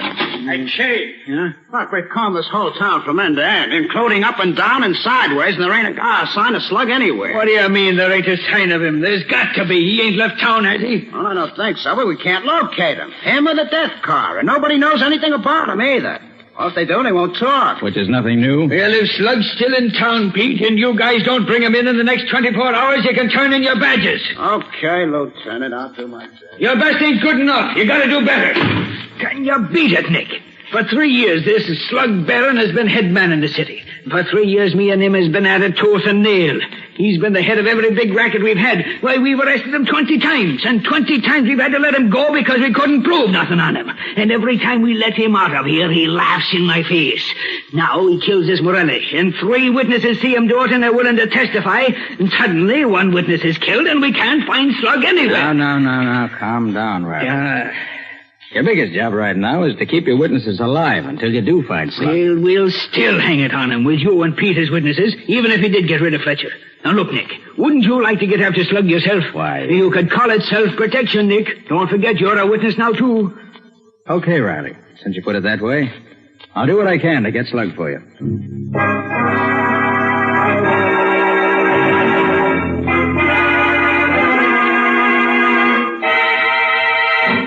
But, Nick, Slug Barron is a dangerous killer, and you know it. Certainly I know it, Patsy. That's why I'd like to see him put where he'd be in the receiving end of a legal killing. You mean the chair? I do. And the sooner he gets there, the better off. Nicholas Carter's office. Put Nick on, quick. It's Riley, Nick, and is he excited? Oh, thanks. What's up, Riley? Pete has just been found dead in his own garage, killed by the exhaust from his car, the coroner says. How did it happen, Riley? His wife says he got back to the house about 7:30 this evening. He drove in the garage and shut the doors, and about a half hour later, she suddenly realized that he hadn't come in the house yet. So she went to look and found the body. Do you believe it was an accident, Riley? I do not. It was Slug did it. There's no question about it. He's getting rid of the witnesses, and you're next, Nick. Okay, Riley. I'll get to work right away. I owe it to Pete as well as to myself now. Good, Nick. But watch your step, lad. Right, Riley. Oh, and Riley, I'd like to donate $100 to the fund for Pete's widow. He was my friend. So long. Did he say that another witness had died? Yes, Patsy. Pete's just been found dead in his car in his own garage with the motor running. But that could be an accident, Nick. It could, Patsy, but it wasn't. No more than that truck's killing Fletcher was an accident. That's Slug's specialty, being clever. He's dangerous, Nick. Do be careful. Well, Patsy, there's one thing in my favor. I know that Slug will never shoot me down out in the open. He only does that with his fellow crooks. Fletcher's death looked like an accident. Pete's death looked like an accident. And if he can get me, that'll look like an accident, too, which makes it easier for me to watch out for him. You mean he'll set a murder trap for you? Probably. Nicholas Carter's office. I'd like to speak to Mr. Carter, please. Just a minute. Here, Nick. To you. Oh, thanks. Hello? Nick Carter speaking. Mr. Carter, would you care to drop in on me and have a little talk? Who is this? That's not important now. The important thing is, would you care to come? Well, why should I be interested in you? It might be to your advantage. In what way? I know something that you'd like to know. I have some information that would help you in your search. Oh. Where are you? I'm in the Cascade nightclub. Will you join me? Yes. How can I find you? I shall be at the far right-hand table as you enter the main dining room. I shall look forward to seeing you in, shall we say, about half an hour. Okay. I'll be there. Oh, Nick, you mustn't go. This is probably the very trap you were telling me Slug would set for you. It may be, Patsy.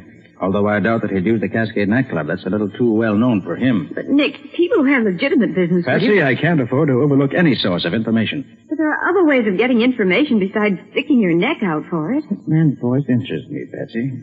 I think I'll just see what he looks like. Besides, it isn't often that I get a chance to go to a nightclub like the Cascade. Maybe I can stick him with a check.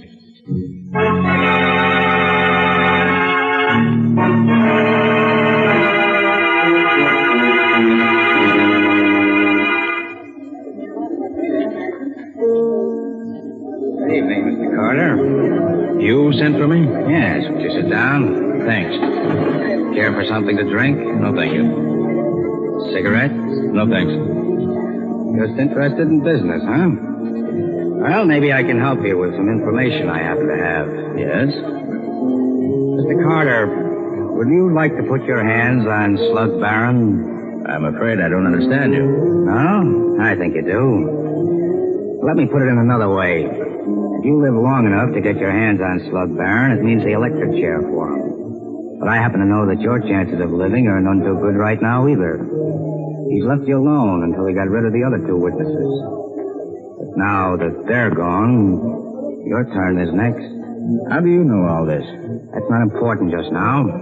What is important is that you may die tonight, tomorrow, or next week. But whenever it is, you are going to die. You won't have a chance to do anything about it. You'll probably be dead before you even know what the bullet that kills you feels like. While all this is very interesting, I fail to see where it's leading you, Mr. The name is Morelli. Morelli? Yes. Louis Morelli, the man Slug Barron killed, was my brother. I came to town to kill Slug myself, but I find I can't do it alone. I can't get to him. But I can help the police to get him. You mean you know where he's hiding out? No, I don't. But I do know something just as good.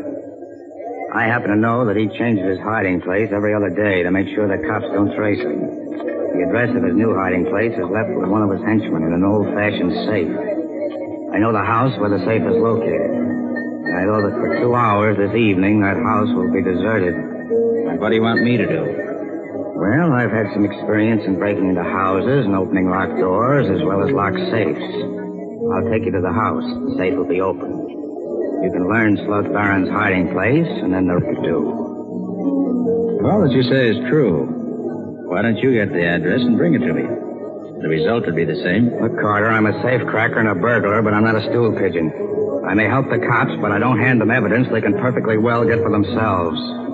That's a rather fine distinction, isn't it, Morelli? You have your ways of doing things, Carter, and I have mine.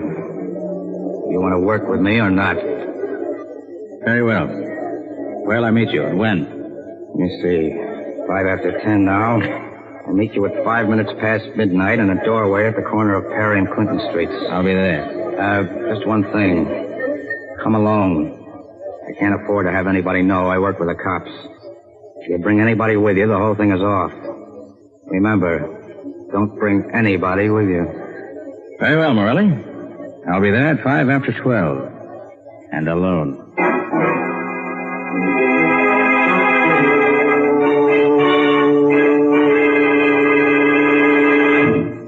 No, wait till I get a pencil here. All right. Go ahead, Nick. What's he look like? Medium height, black hair, blue eyes, little mustache. Weighs about 135 pounds. Parts his hair way over on the left side. Scar on back of the right hand. Nose has been broken and fixed up. Yeah. You know him? Well, not offhand, Nick. But if he's in the gallery, I'll get him for you. Is there anything else? Not now, Riley. Meet me in a half hour at Daly's lunchroom. Where is Daly's lunchroom? Out on Palmer Avenue, near the city line. But, Nick, that's 3 miles from here. Right.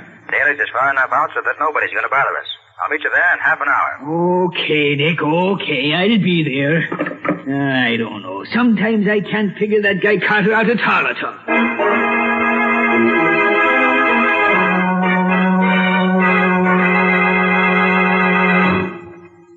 Come on, I want my... I think we can talk safely here, Riley. I should hope so. After getting me way out here on the sticks. Well, what did you find? Did you dig up his picture? I found him right enough. His name is Lucky Warren. He's one of the big Chicago mobsters, one of the smoothest articles ever came out of Chicago. Oh, so that's why he looked rather familiar. He belongs to the E Street gang, if I remember right. Right, Nick. Hey, what kind of a line did he hand you? Oh, told me he was the brother of Louis Morelli, the guy slugged Barron's kid. He's no more Morelli's brother than I am. And he gave me a song and dance about wanting to get slugged, but not being able to get near him. And what was his proposition? He had one, of course. Of course. He offered to open up a safe in a secret apartment and lead me to it if I went alone. And what did he say was in the safe?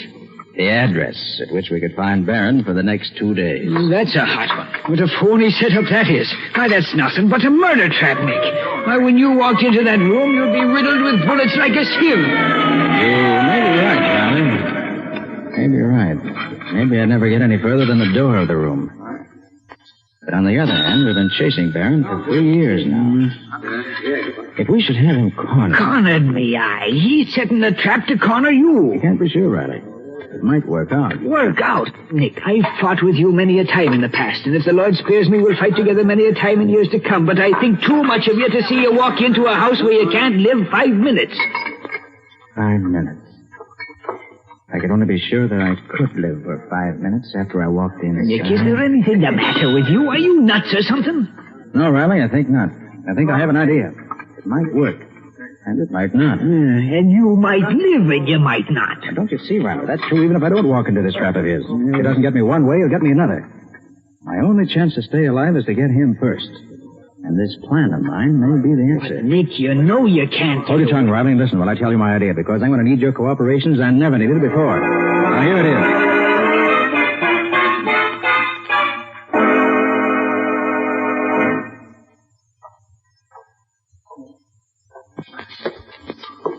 Right on time, I see, Carter. Yes, Morelli. Let's get going. Certainly. The house is not far from here, just around the corner, as a matter of fact. I just come from there.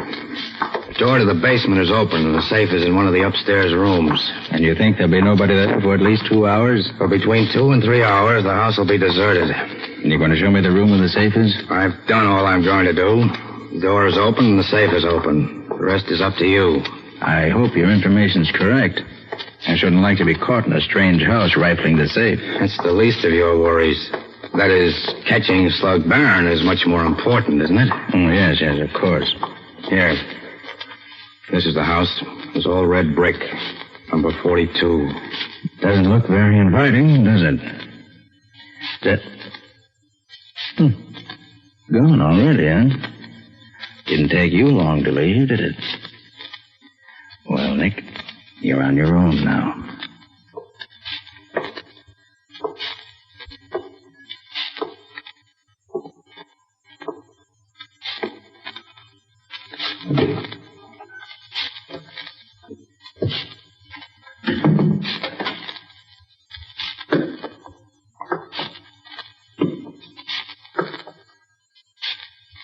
Nothing here in the basement to interest me.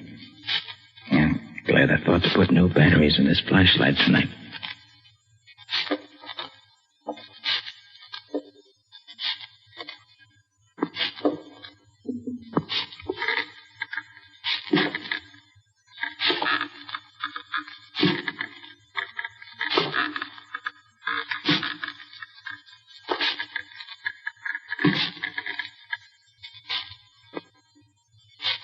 Seems to be nobody here in the first floor. Must be all up on the second floor where he said the safe is. It probably won't bother me until I get up there. It is just as it should be.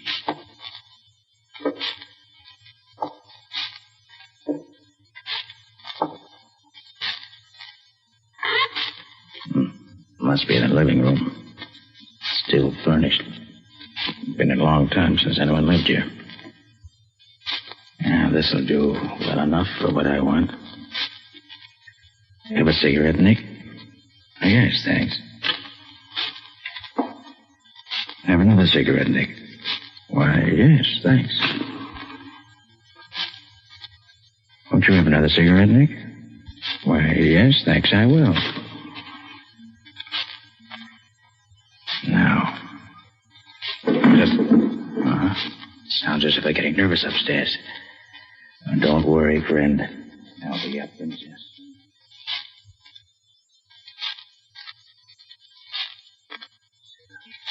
Thought you said you told him the safe was up here. I did. Yeah? And what the deuce is he doing down there? How do I know? I still think you should have brought some of the boys to help you. Somebody afraid of him? He's no pushover, I know that. You guys are quiet. Here he comes now.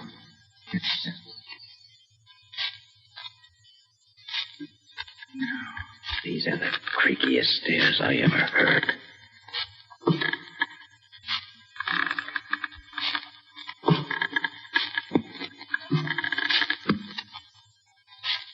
Yeah, there's the room. I can see the safe. Oh, this is some room. No windows in it. Look at this door. Solid steel, built like an icebox. It's so heavy. And still no one here to meet me. Well, at least I can look into the safe while I wait. Yeah, the door's open a crack, just as advertised. Wonder why... So that's it. Very interesting. Well, if that's the setup, I think I'll leave the examination of the safe till later. Now, the chair looks comfortable.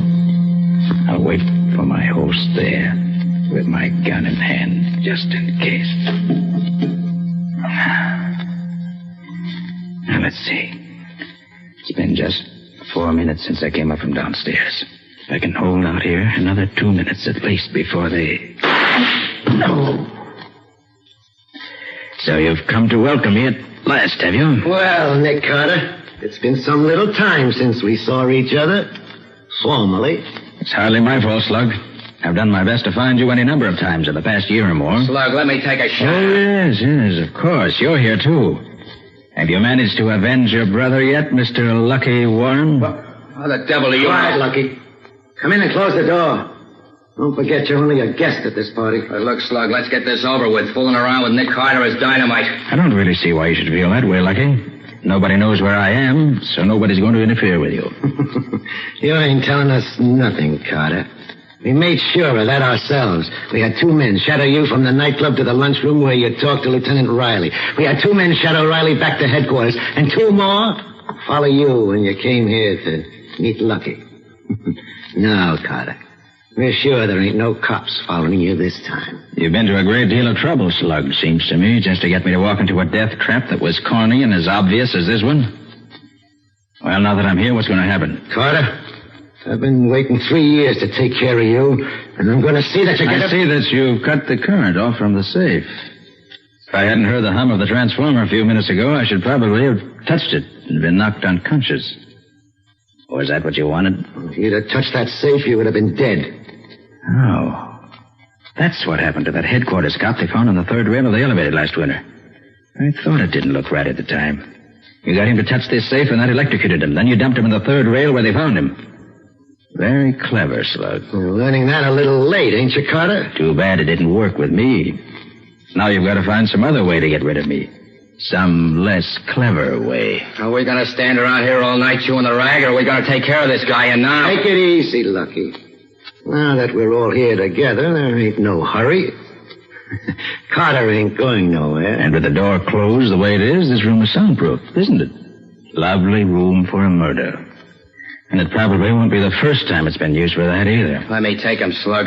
My finger's getting anxious. All right, Lucky. But make it good. I'll make it good, all right. Sure, Lucky'll make it good. If he doesn't... Hold still, Lucky. Hold still, Lucky. What are you doing? He's got me, Slug. Can't move. Get out of the way, Lucky. I can't hear him. You standing in front of him. That's the idea, Slug. And he's going to stay there for now. Yeah, so you think you're safe as long as you got him held in front of you, do you, Carter? Well, you're free. No, Slug, you can't shoot me. You can't do that. Now, watch me. I waited too long to get this gun. So long, Lucky. No, Slug, no. Slug, you killed him. Yes. You killed him. And missed me. What now? Lucky's body is pretty heavy for you, ain't it, Carter? Now that he's dead. Not too heavy, Slug. He's better protection than nothing. Yeah, but you got no gun. So how long you expect to last? No, I have no gun, but I do have a weapon. You ever think of that? Yeah, what is it? It's Lucky's body. Here. Than you expected, isn't it, huh? All right, that's enough of that. Get your hands up. Come on, let it out here. All right, you men, separate them two one at a time. All right, now put the cuffs on that mug and guard him with your lives. Take him down to the wagon. Thanks, Riley. I'm about all in. Don't know why I feel so weak. Are you hurt bad, Nick? No. Just a scratch on the head. It's nothing. Oh, nothing, is it? Sure, it's bleeding enough for two men. Hey, get the doc up here on the double. Okay, sir. How about that hole in your shoulder, Nick? I suppose that's nothing, too. You almost did for me, Riley. I was afraid I wouldn't be able to hold him for you. Hold him, did you say? Sure, Nick, you done noble. Nobody could have done better, or even half as good. I'm proud of you.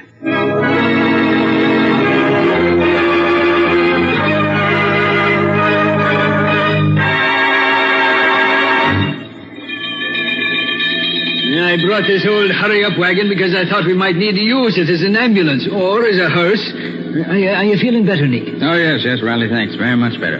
Sure, Nick, you scared me out of 10 years' growth this night. You got your killer, didn't you? Oh, sure, I got him after they almost got you. Oh, what a fool you were to walk into a trap like that, Nick. Perhaps you're right, Riley. Somebody had to get slugged.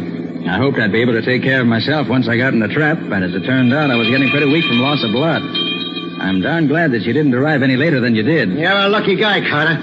I'd have killed you if those guys hadn't butted in. Well, you didn't. So that's that. That's that, he says. Just like that. What a man. Look, Carter, these guys didn't follow you up to this house. I know that. How did they know where you was?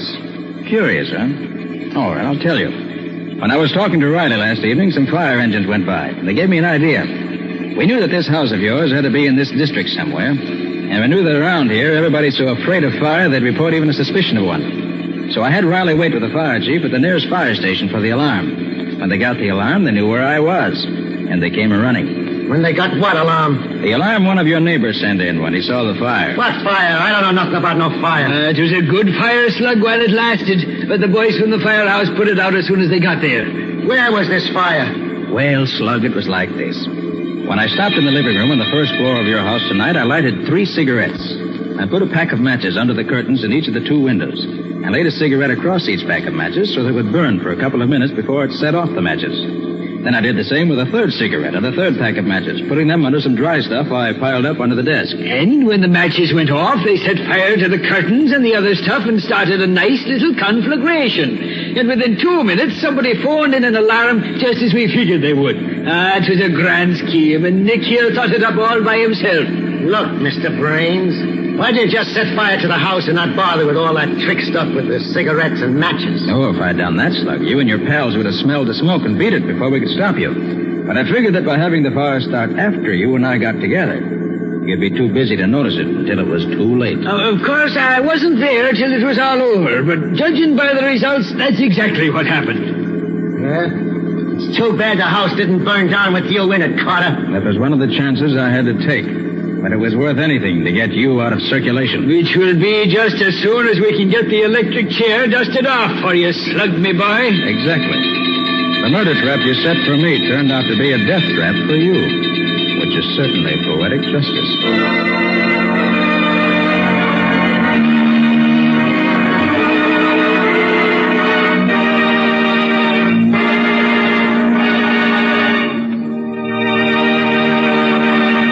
This has been another of the strange adventures of Nick Carter, Master Detective, which are brought to you regularly at the same time by WOR Mutual.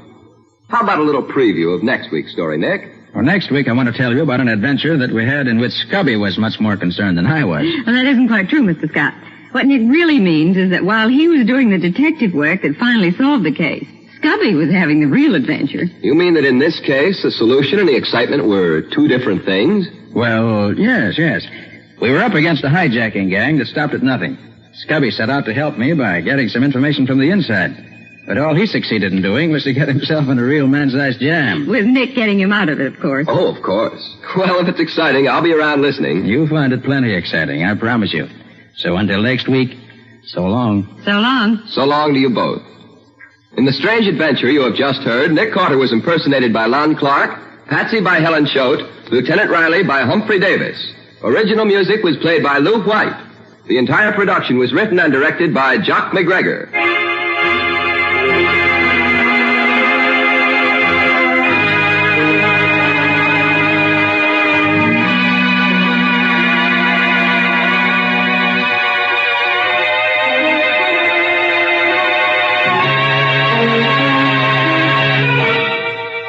Next week at the same time, listen to another curious experience of Nick Carter entitled Death in the Pines, or Nick Carter and the Mystery of the Murdered Driver.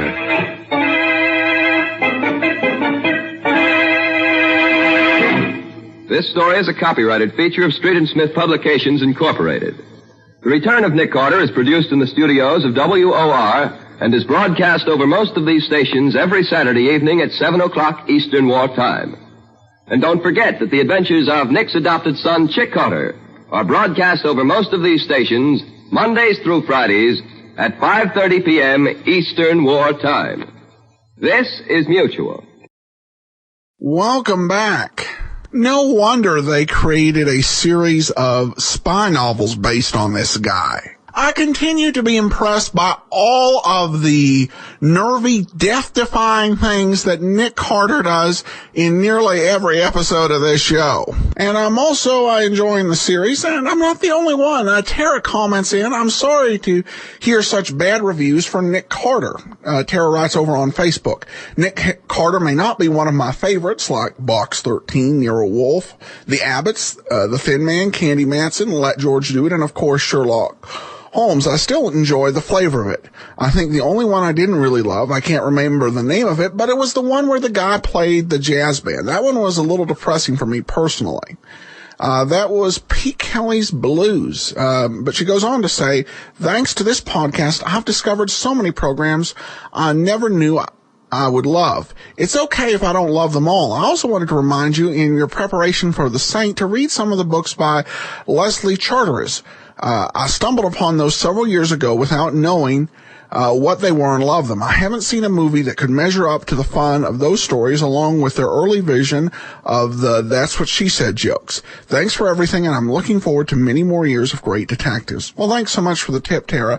And I do have a plan to check out the library's copy. They've got a couple of Charter's books at the Boise Public Library.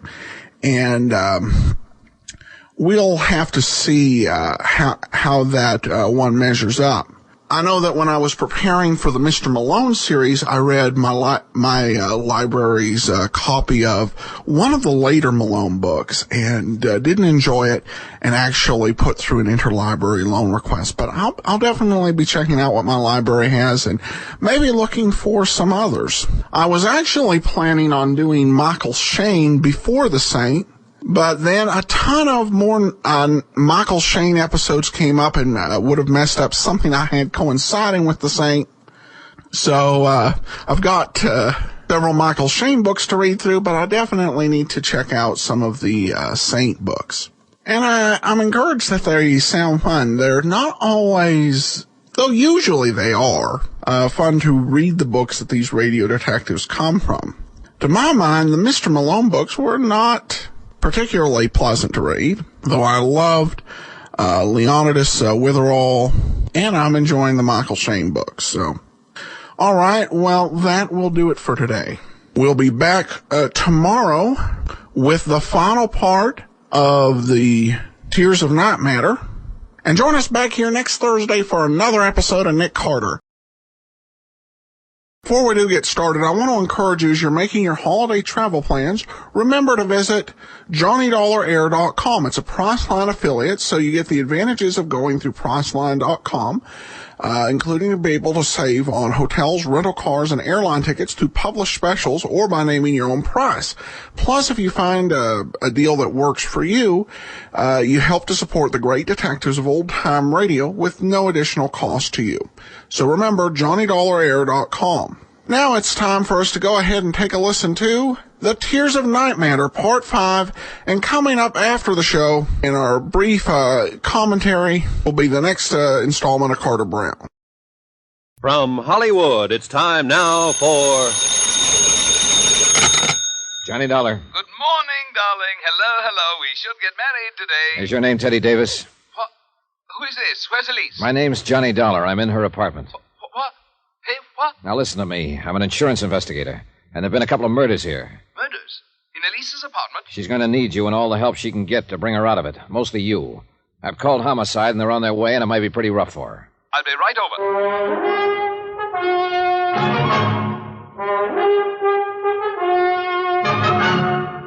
Tonight and every weekday night, Bob Bailey in the transcribed adventures of the man with the action-packed expense account, America's fabulous freelance insurance investigator. Yours truly, Johnny Dollar.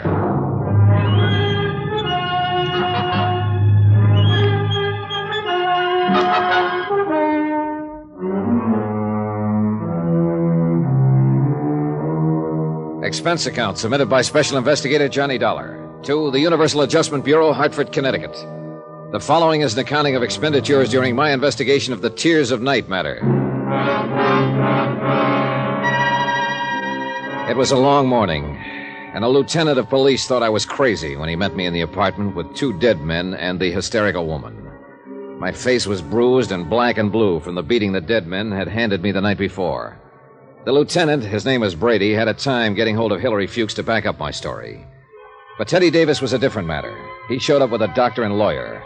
And through their combined efforts, Elise Wendover was removed not to police headquarters, but to a private hospital. It was obvious from powder tests that Mrs. Wendover could not have fired the .45 which ended the lives of Feely and Toby. Obvious to me. Lieutenant Brady was a skeptical man. You stay right there and keep your trap shut. I'll figure out what to do with you in a minute. All right, come on, get those baskets out of here. I say, Dollar. Hi, Teddy. How's Mrs. Wendover? Oh, that remains to be seen. She's screaming about that darned curse again. She thinks she had something to do with these murders. Donna, I don't know quite how you fit into all this. I do know I'm terribly indebted to you for calling me. Now, what can I do for you? Are you in trouble? I don't think so. Brady's just excited. He can't see where I should be involved, so he suspects me. Of what? Oh, he doesn't know that. He's a policeman, and he suspects everybody. But don't you worry about it. You get back to her. I really do have a good lawyer. He can work on it if you give the word. I can't just walk out of here feeling that you're in jeopardy. Now, what can I do? I thought you were over at the hospital, Mr. Davis. I was. I came back to see what I could do for Mr. Dollar. You can scram now. Watch whom you're talking to, Lieutenant. This man is my friend. Hey, are you kidding? Not a bit. Take it easy, fellas. Take it easy. Yeah. You said your name's Dollar, insurance dick. Let's see your buzzer. Okay, out of Hartford. What's the job? Mrs. Wendover's husband died 2 years ago. She just got around to filing for benefits last week. We were curious about it. Go on. Well, can't you see Mrs. Wendover? Let him, huh? As near as I can make out, Mrs. Wendover's overlooked a lot of things since her husband's death. Taxes, bank accounts, whatnot. Hillary Fuchs can tell you that much. This curse business she mumbles about. Well, she lost her husband. Before that, her brother, killed in the war, and her father before that. You know, you don't seem to pay much attention. I explained I'm all going of to it. pop you in the cooler if you open your mouth again, Mr. Davis. Go on. How about the insurance? Well, all okay. I was ready to leave town last night.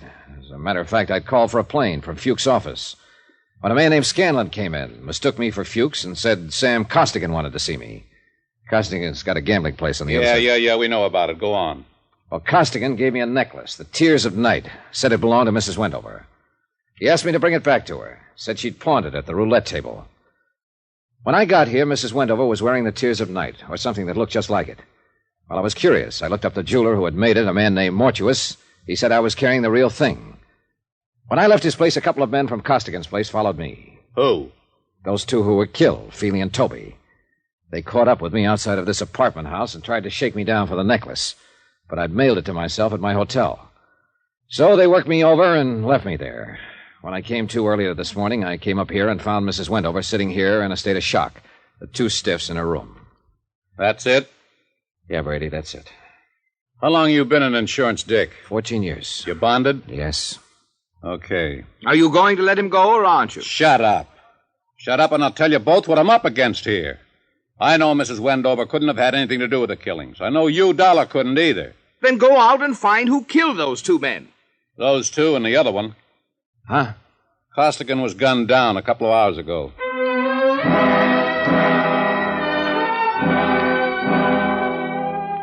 About 3 o'clock in the afternoon, Brady released me, and Teddy Davis drove me back to my hotel. The clerk at the desk looked at my bandaged face and turned 8 shades of white when he handed me my key. I thanked him and told him I'd kept a date with a Barracuda. I was feeling kiddish, also a little dizzy and a little tired. I was looking forward to a hot shower and 10 hours sleep when I walked in my room. Ah, Dollar, I've been expecting you. Come in, sir, come in. Oh, hello, Mr. Mortuus. I've been amusing myself with this pocket chess set of yours. Mexican, eh? Sit down, sit down. You've had a hectic night. Your boys were pretty rough, Mr. Mortuus. Philly and Toby are two men of another world, Mr. Dollar, not of our world. Allow me to apologize for their actions. I want more than an apology. They almost beat me to death. And so unnecessary, too. You know, I underestimated you, Mr. Dollar. Such an ingenious method of protecting the Tears of Night. Why, sir, by the simple expedient of placing it in an envelope and mailing it to yourself from my hotel lobby, you hired as guardians the entire United States Postal Service, not to mention the armed forces. Yeah. Want one of these? No, thanks. I'm one of those faint-hearted persons who cannot abide liquor until after 6 in the afternoon. What happens now? We wait for the mail. We do, huh? Precisely. Then while we're waiting, maybe you'll be kind enough to tell me about the double cross. If you can bear my vanity, Mr. Dollar, I have invented a new word, triple cross. It has a ring to it, eh? That sounds likely. You see, Mr. Scanlon approached me last week and asked me to duplicate the Tears of Night Mrs. Wendover had truly pawned at the gaming table. Naturally, I became suspicious. Let me guess what you became suspicious of. Oh, well, it was fairly obvious that Mr. Scanlon was planning to double-cross Mr. Costigan. That is, when the time came to return Mrs. Wendover's necklace, he, Scanlon, intended to return the bogus piece I made up. And you got into the act. That is when I first conceived my own plans, yes. Unfortunately, Mr. Costigan learned of the little deceit going on around him, and Mr. Scanlon was forced to shoot him. So Scanlon shot Costigan. How about Toby and Feely? Mr. Scanlon again, abetted by the last of the house of Mortuus. You helped him kill them, then planted them in Elise Wendover's apartment. Oh, dear, a crude touch, I thought, but it had a purpose. With 2 cadavers in a living room, she was very unlikely to discuss a bogus necklace with the police, and I doubt very much if she knew whether she was wearing the original or an imitation. Flighty girl. That's the lousiest thing the house of Mortuus ever did. She walked in and found these two there, and the doctor doesn't know whether she'll ever be sane again. Oh, dear. If you had merely returned the necklace to Mrs. Wendover, it would have been a simple thing to effect an exchange, and none of this would have been necessary. Well, then, bygones are bygones. Yeah, sure, I know. You just sit here and wait for the mail. No. We wait for the mail. What about your playmate, Scanlon? Why isn't he waiting with you? Scanlon? I'm afraid I'll be sought for a murder of 2 or 3 this night. I'm certain the police will find his body before the day is out, but I did need him to help me carry the bodies to Elise Wendover's apartment. Elise. Tell me something, Mr. Dollar. Does that name Elise bother you as much as it bothers me? Give me a woman with a name like Celeste or Josephine or Roxanne. Those, sir, are names for the creatures. But Elise, twaddle. Where are the police going to find Scanlon? Oh, in my hotel room, which I departed hastily once the room clerk had informed me of your ingenious method for protecting the necklace. I shot him there. You work cheap, Mr. Mortuus. Cheap, sir? I don't understand. A $10,000 necklace. It's not quite a king's ransom, is it? The tears of night are worth closer to $100,000. I'm afraid I misinformed you as to their value. I didn't want you to become suspicious. I suppose you think you'll get away with it. Well, I'm an old man. Attended to a destitute and bankrupt jewelry firm with nothing ahead. A few grim years, and finally a whimpering end. Requiescat in pace. Live. That's what I want to do. Live. And this is my opportunity to live like a king. And, young man, I've taken it. Veni, vidi, vici. You're crazy. You're crazier than a mosquito in December, Mr. Mortuus. They'll grab you before you make the airport. I don't think they will. I shall leave here and turn the tears of night into cash. With a well-laden purse, I shall guarantee to elude the police over half the world. In 2 years, maybe 3, yes, they'll get me. But I'll have spent the money. And what more could a man ask than a perfect fulfillment of all his wishes, eh? I ask you, sir, as one gentleman to another, what more could a man ask? Cautious, Mr. Dollar. I do shoot well. Answer it. Tell them to go away. I'll be right beside you. All right. Open it. One side, Dollar. I got a gun. Scanlon! I thought I'd find you waiting for the mail. You dirty. You didn't do such a good job on me. Caution, Mr. Scanlon. I have a gun, too. I'll last long enough to let you have it. Your loss of blood has made you groggy, Mr. Scanlon. But still good enough.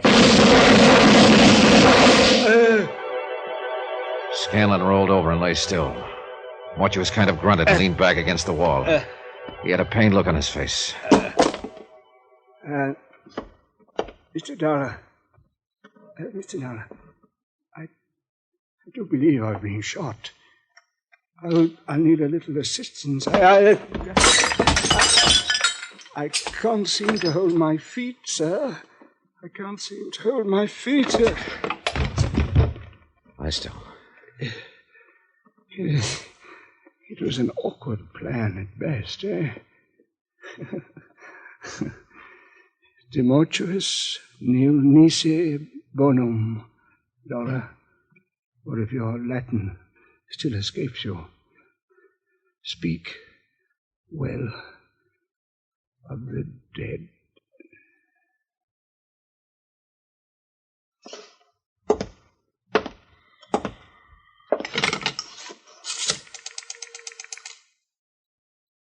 Let me have the police.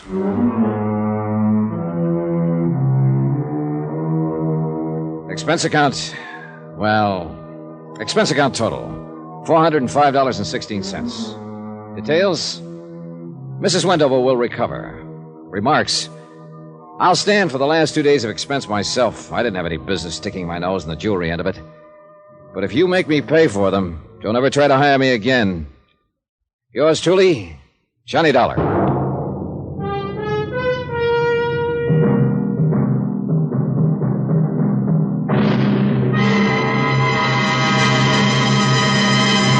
Now, here's our star to tell you about next week's intriguing story. Next week, the matter of a reasonable doubt. A case of many doubts, and believe me, all of them are most unreasonable. Join us, won't you? Yours truly, Johnny Dollar.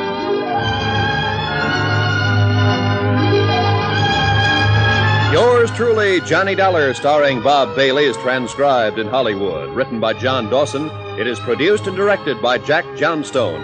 Heard in this week's cast were Virginia Gregg, Victor Perrin, Jack Crucian, Jay Novello, William Conrad, Frank Gerstle, Marvin Miller, and Will Wright. Musical supervision by Amerigo Marino and Carl Fatina. Be sure to join us on Monday night, same time and station, for another exciting story of yours truly, Johnny Dollar. Roy Rowan speaking.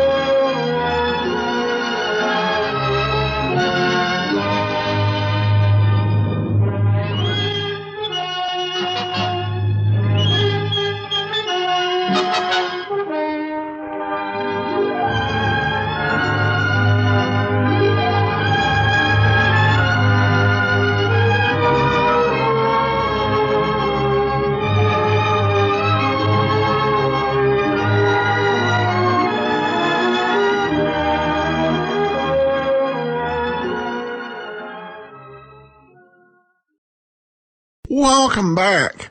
Well, overall, a pretty decent serial. More convenient for Johnny Dollar.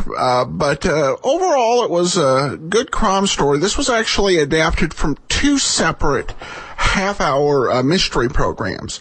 It reused a story from 1948, The Diamond Quartet, on Jeff Regan, and also The Adventures of Sam Spade, The Tears of Night caper from July 24th of 1949.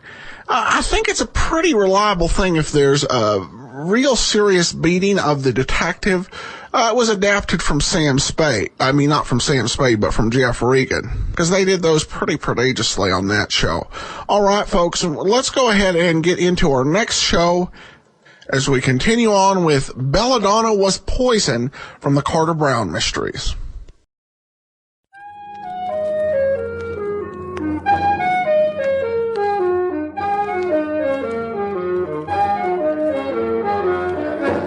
Carter Brown Mysteries.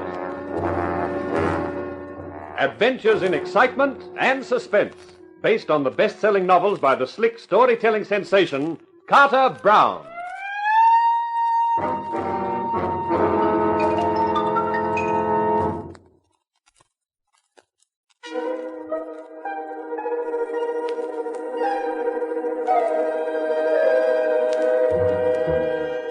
Being an actor is fun, most of the time. You get all the excitement of a dramatic situation with none of the worry, because it's all been worked out for you beforehand by a writer. But the fun fizzles out when a real-life dramatic situation ups and smacks you in the face, and there's no script to rely on. Now, just because my name was Rock Stone, and they tacked the word inspector in front of it for my TV show, There's No Future in Murder, I was given star billing by Homicide Inspector Jakes when the actress Hannah Vogue was killed. Now, the inspector didn't like me, and this was his way of showing it. Rock, darling, this is the most wonderful publicity the show could ever have had. We look at things from different angles. You're the producer, Arlene. That's fine for you. I'm just an actor, and right now I wish I'd never gone to drama school. What a story. Front page in every paper. Inspector Rock Stone, TV's tech hunts for killer. There's no future in murder, says Stone, with a hot lead to prove it. Ah, this is terrific. This is terrible. Inspector Jakes may have shoved this onto you, Rock, but you'll have to go through with it. You'll have to find the murderer. This will catch the public's imagination. They'll expect it. You're crazy. How will I find who killed her? Deduction. You've been playing this show for over a year. Sam Long does a lot of research to make the scripts look authentic. You're a cop, Rock. Just play it the way you would in the show. But this is for real.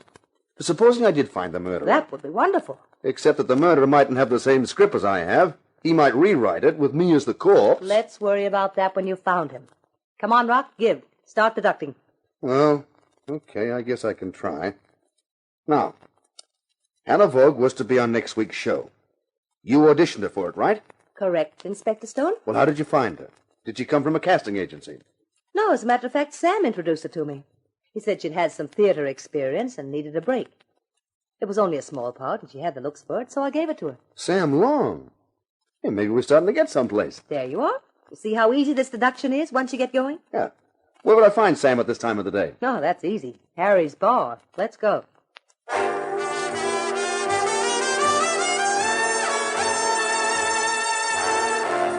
Hi there, Sam. Hey, we've been looking for you. Ah, the great Inspector Stone. Following your hot lead, Inspector? That was Jake's idea, and I'm stuck with it. Hey, listen, Sam. Arlene tells me you introduced Hannah Vogue to her. That's right. So what? Say, what do you know about her? Sorry, Inspector. That's confidential. Oh, come on, Sam. Somehow Rock has to solve this thing, or there'll be no show anymore, and we'll all be out of a job. Yeah, that's a point. Okay, but don't quote me. Someone whispered gently in my ear that Hannah Vogue was a brilliant young actress who should get a break on the show. Well, who said that? I told you, don't quote me. Our revered sponsor himself. You mean Aldous Lacey? Of Lacey's departmental store, the very same. I was told not to mention his name, but all the same, he wanted to see her appear on the show or else. You'll have to talk to him, Rock. To the sponsor? Are you nuts? Well, it has to be done, and you'll have to do it alone. Well, if that isn't typical. The producer gives the orders, the poor dumb actor has to do the work.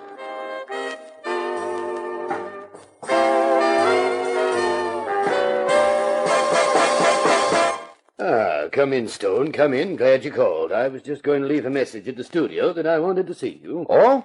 What about, Mr. Lacey? I've read the story in the papers, and of course my manager, she told me what had happened. Your statement about intending to solve the murder yourself is a magnificent gesture, Stone. I congratulate you on it. Thanks. It'll be a wonderful thing for the show, and for me as the sponsor, of course. You'll need all the help you can get. That's why I was going to send for you. Oh? You're a man of the world, Stone. You'll understand when I say I knew Hannah Vogue rather well. Oh, sure, Mr. Lacey. And I wanted to help her. She aspired to be an actress. I told Long to see she got a part in the show. I'm being quite frank about this, Stone. I trust you realize the necessity of discretion on your part. I'm a clam, Mr. Lacey. If anyone else got to know this, it's embarrassing for a man in my position. Oh, naturally. I understand. Good, then that's that. Not quite, Mr. Lacey. No? What else is there? A couple of questions I'd like to ask. Oh? Have you any idea why she was murdered? None at all. When did you last see her? Well, it must have been Tuesday night. Yes, we watched the show at her apartment. I left about 9. Did she seem worried about anything? Not at all. She was her usual vivacious self. Oh, well, thanks, Mr. Lacey. Oh, just one other thing. Would you give me the address of her apartment? Yes, of course. I'll write it down for you. Yes, here you are. Thank you. You're planning to call them? Uh-huh. Well, in that case, perhaps I'd better give you the key, too. On my way to Hannah Vogue's apartment, I wondered about the strange contrast in the dead girl's behavior. According to Aldous Lacey, when he saw her on Tuesday night, she was her usual vivacious self. When I saw her, later that same Tuesday night, she was scared, almost incoherent.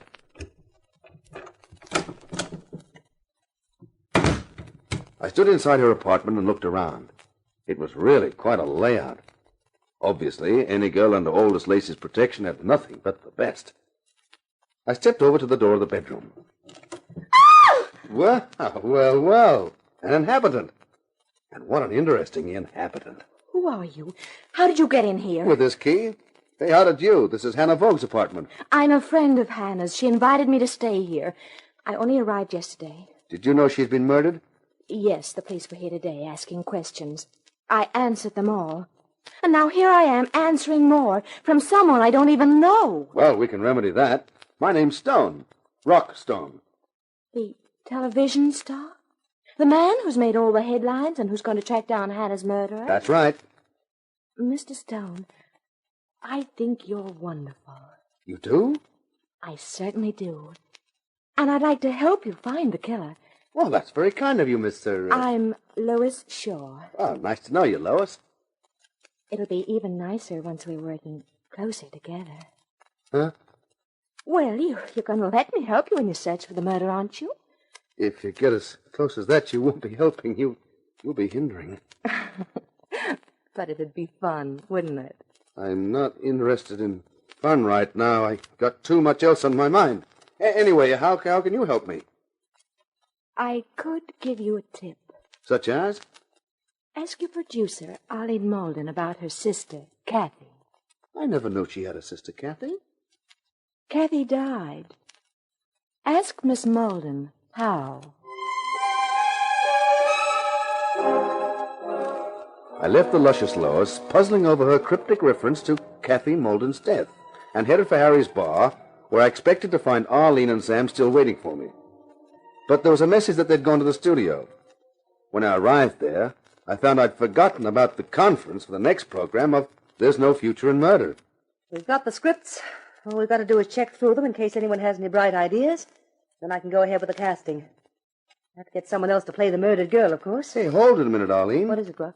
We can't do this show next week. Why not? Well, maybe you've forgotten, Sam, that Inspector Jakes told the press that Inspector Rockstone was going to solve Hannah Vogue's murder. No, but I don't see... If we're going to keep any viewers at all for the program, next week's show's got to be devoted to the case of Hannah Vogue.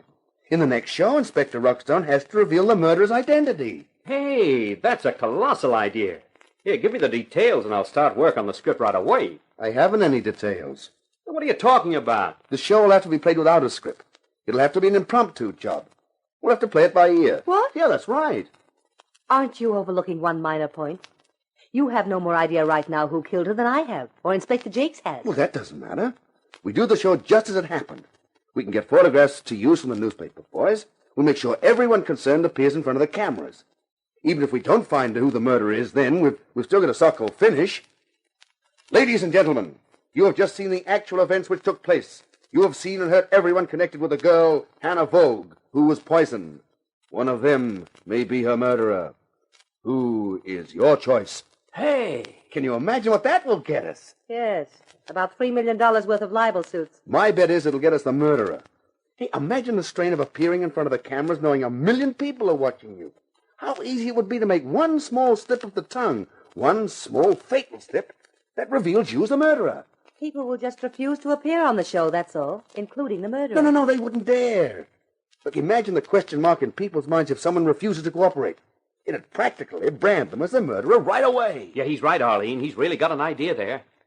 Well, I suppose it could be possible. And if by any chance we unmasked the murderer, it'd lift the show's rating like nothing else could.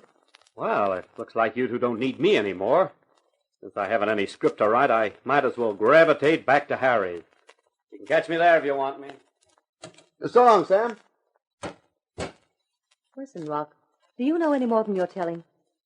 I mean, this idea of an off-the-cuff show, you must have something to go on. Not really, Arlene. I've only been around asking questions. Oh, and there's one that was suggested I ask you. Oh? About your sister. Kathy. Yeah, in particular, about how she died. Who suggested you ask me? Well, the girl I found in Hannah Vogue's apartment. A girl called Lois Shaw. Never heard of her. How on earth does she know anything about it? I don't know, but apparently she does. Oh, look, if you don't want to talk about it, Arlene. No, I guess you might as well know. Kathy was found in a swimsuit on the beach at San Antonio, drowned. Coroner's court brought in a verdict of accidental death. See, that's tough. It's even tougher than you know, Rock. Kathy was 5 years younger than me. She was always a wild kid. She was working as a model in L.A., and then I found she'd given that up. Was living in San Antonio in a house that a man was renting. I wrote to her warning her. I said the man would get tired of her and throw her out. She wrote back and told me that would never happen because she knew too much about him. I didn't pay any attention to that at the time. Go on, Arlene. Then, some months later, I got another letter. What I'd prophesied had happened. Yeah, the guy had thrown her over. Yes, but she wasn't standing for it. She'd told him she wanted $100,000 compensation, or she'd give him $100,000 worth of publicity that would ruin him. I didn't get any letters after that because she died. Well, is that all? Not quite, Rock, but I'm afraid I've overdone the build-up. The punchline will probably be a letdown. You see, the man was Aldous Lacey.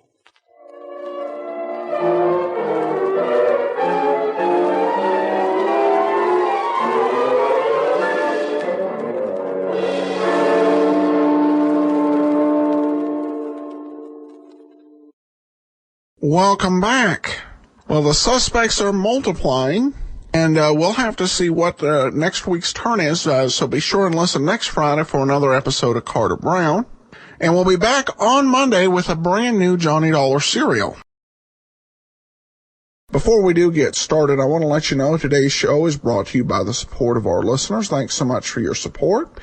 And I also have a review of the Philip Marlowe movie, The Barasher Doubloon, up at greatdetectives.net on Saturday, so be sure and check that out. But now it's time for the lineup to resume after a 5-week break. It returned on September the 10th with today's episode, The Jane Doe Case. Ladies and gentlemen, we take you now by transcription behind the scenes of a police headquarters in a great American city, where under the cold, glaring lights will pass before us the innocent, the vagrant, the thief, the murderer. This is the lineup.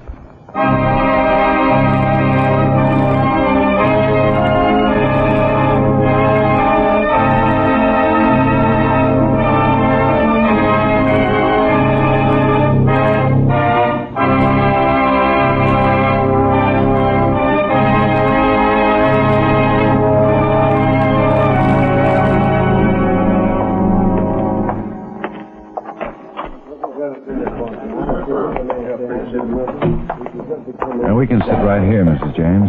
So close? Oh, it's all right. They can't see us through that screen. I hope not. You've got the man? Well, we picked up some possible suspects in the neighborhood. Oh, they'll all be in the lineup? That's right. You're sure we're not too close? No, they can't see us. May I have your attention, please? You people out there on the other side of the wire in the audience room, may I have your attention, please? Thank you. My name is Cogger, Sergeant Pete Cogger. I'll explain the lineup to you. Each of the suspects you will see will be numbered. I'll call off a number, their name, and charge. If you have any questions or identifications, please remember the number assigned to the prisoner as I call his name. At the end of each line, when I ask for questions or identifications, call out the number. If you're sure or not too sure of the suspect, have him held. The officers who took your name will assist you. They're seated among you. Please be prompt with your questions or identifications. When the prisoners leave here, they're sent to the washroom and dressed back into their jail clothes. It makes it quite difficult to bring them back after they leave here. The questions I ask these suspects are merely to get a natural tone of voice, so do not pay too much attention to their answers, as they often lie. All right, bring on the line. All right, keep it moving, all the way to the end of the stage. Move it up. Right over here. That's right. All of you turn and face front. Keep your hands at your sides, look straight ahead through the screen. When I ask you questions, don't mumble, talk up. All right, number 1, Fred Alton, car theft. Take off your hat, Fred. That's right. How long you been in town, Fred? About 6 months. Talk up, Fred. The people in back want to hear you, too. How long you been in town? 6 months. That's better. Where do you live? Templeton Street. What number? Well, I guess it's, 222. You guess? It's 222. 221. Where'd you get the car, Fred? What car? The one you were driving when the officers arrested you. Well, I wasn't driving no car. It's not what the report says. Well, I wasn't driving no car. Look at the people out there, Fred. Not to the floor. You ever drive a Pontiac? Oh, I've drove lots of cars. What about a 51 Pontiac? Oh, I guess maybe. What model? Oh, it's a sedan, coupe. Club coupe? I guess maybe. What was the color, Fred? Oh, it was some kind of blue. It was sky blue. Where'd you get it, Fred? Get what? The sky blue 1951 Pontiac Club coupe you were driving when the officers arrested you. I wasn't driving no car. That's not him, Lieutenant. All right, I'm positive that's not him. Okay, Mrs. James. Number 2, Jack Carlson, narcotics. That's right, Jack. Step right out there and face front. Where do you live, Jack? You know, Sergeant. I do, but the people out there don't. Tell them. 16th and Grand. That's 825 North 16th. Why'd they pick you up, Jack? Gosh, I don't know. This says narcotics. It does? Heroin. And you don't know why they picked you up? Gosh, no, I don't know. Slide on down, Jack. Okay, number 3, Samuel Brackett. Armed robbery. Where do you live, Sam? Casper Hotel. Keep your hands at your sides and talk up, Sam. The people in back want to hear, too. Now, where do you live? Casper Hotel. I said talk up, Sam. What's the address? Larchmont Street, 2100 block somewhere. I don't know the number. How long you lived there? Couple of days. Where'd you come from? Illinois. What's the matter with your hands, Sam? Nothing? Then keep them at your side. What town in Illinois? Joliet. Statesville? Yeah. What'd you fall for? B&E. Breaking and entering. Anyone arrested with you? Yeah. Who? Joe. Joe who? I don't know his last name. I do. Joe Pusera. He'll be number 14 in the next line. How long you known him, Sam? Couple of days. You have any weapons? Joe had a gun. What kind of a gun was it? 38, Smith & Wesson. Blue steel or nickel plate? Nickel. And the gun was Joe's? That's what I said. And I'll say, this is a stick-up. This is a stick-up. Louder. This is a stick-up. Again, louder. This is a stick-up. Mrs. James. No, not yet. Need the lieutenant.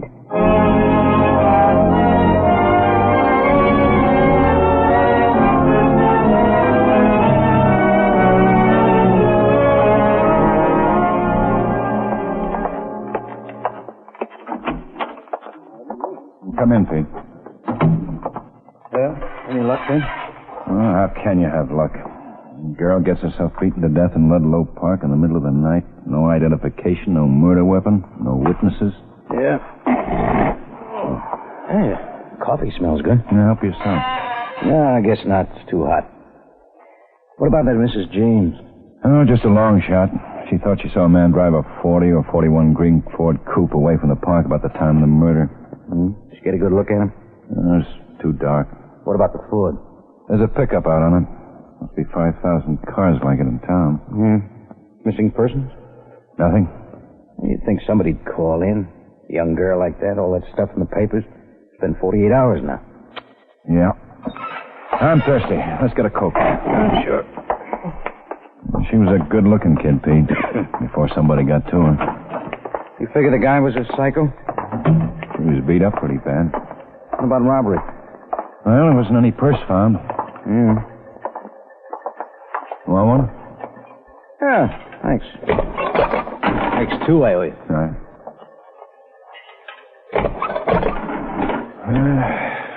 Kind of deal drives you nuts. Newspapers splash headlines, public yells for results. We've got a Jane Doe in the morgue, no motive. A psycho to look for in a city of 3 million. Yeah, it hits the spot, didn't it? Better than coffee on a hot night like this. How's it taste, Ben? Yeah, good, Quine. Try one. I think I will. I was just coming to your office. Nothing doing. Not this close to payday. Well, this time you're lucky. I already tapped Fuller. He plays lousy pinochle. He does, for a fact. No, Ben. It's about that Ludlow Park Jane Doe. Car 62 just found a green 41 Ford coupe abandoned up on Summit Road near the reservoir. Blood all over the front seat.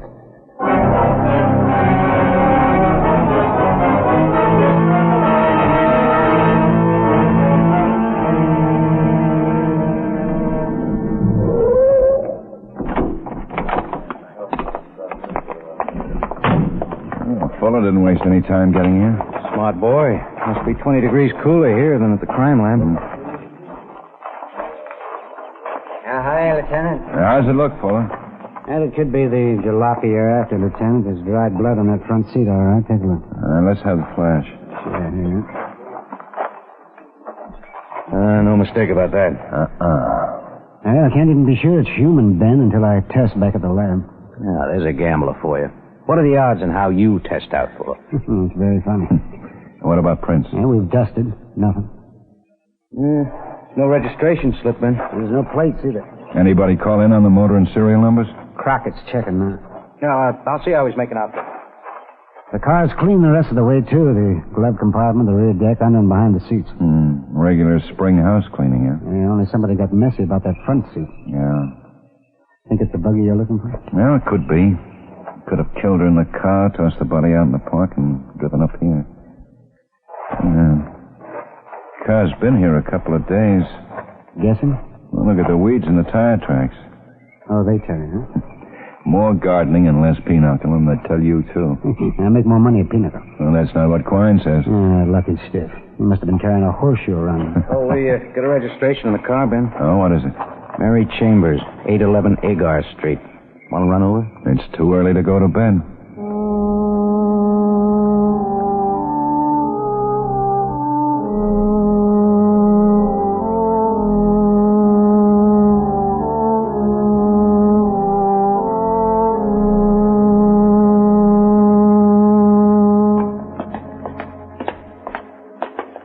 Private apartment. Yeah.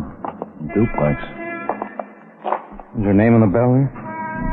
Not this side. Hey, here she is.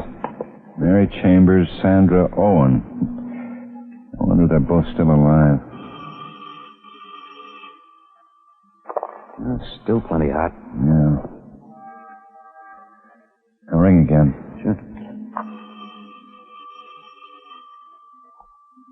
Somebody's coming now. Yeah, what do you... Oh, man. Are you Mary Chambers?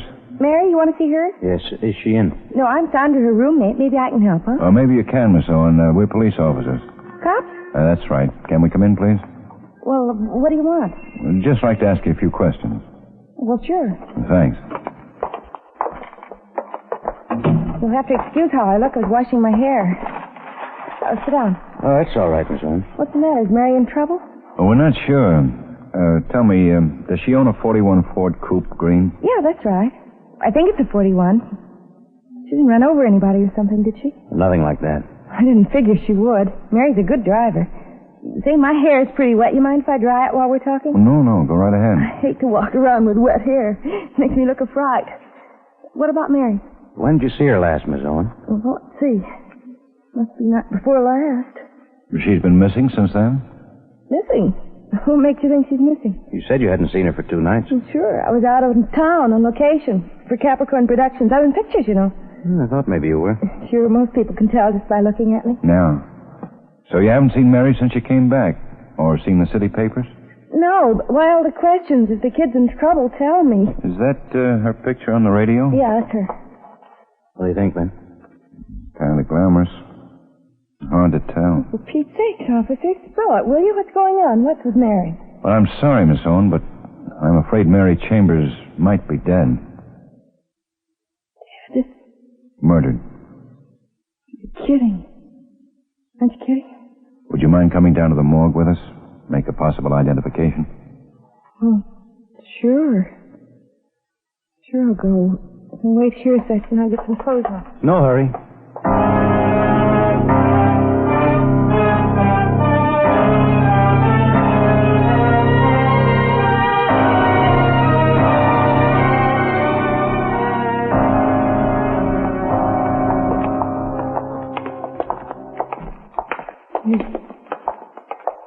This where she is, Lieutenant? That's right.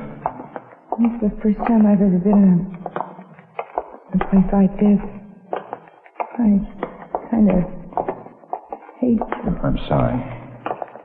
It's the only way to make sure. Oh, hi, Lieutenant.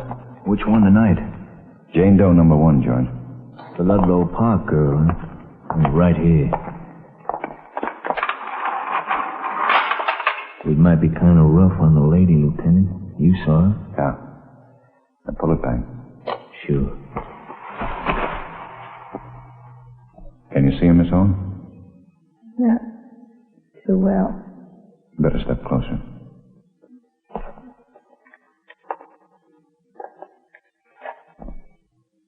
Miss Owen? That's her, Lieutenant.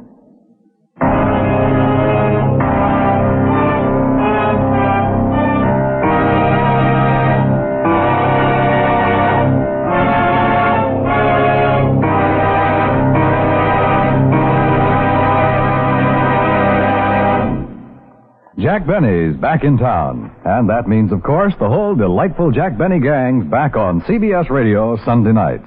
Listen in this coming Sunday for the laughs of your life with Mary, Dennis, Bob Crosby, Rochester, and the rest of the Jack Benny Show. Back in action again where? Where right here on CBS Radio, of course.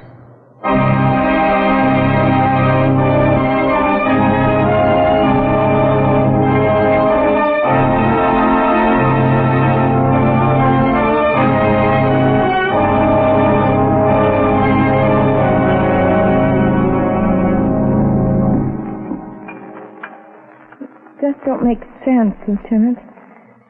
Nobody'd want to do that to Mary. Why should they? Oh, we were hoping you could tell us, Miss Owen. It just don't make sense. She'd only been in town a couple of weeks. Coffee, Miss Owen? Oh, gee, thanks, Sergeant. Cream? Sugar? Plain. Sure. She'd only been here a couple of weeks, huh? Yeah, she hadn't hardly met anybody around. Only Roski's. What's Roski's? He owns the Belmont Grill. His real name's Anton Kararowski or something. Everybody calls him Roski, though. Mary worked there. The waitress? Only temporary. She was going to get in pictures, too. This coffee's good. What's the address? 1812 Larchmont. Big neon signs out in front. You can't miss the place. Don't eat there, though. The food's lousy. Was she friendly with anyone there? Roski, maybe? Oh, the big slob. He's got ideas about cute blondes, all right, only his wife watches too close. What about boyfriends? She didn't have anybody. Not anybody steady, that is. Well, she'd go to a movie or something like that once in a while, but not with anybody steady. Nobody else you can think of? Honest, there wasn't. Nobody, Lieutenant. It couldn't be. Not a sweet kid like Mary. Nobody could want to kill her. Somebody did.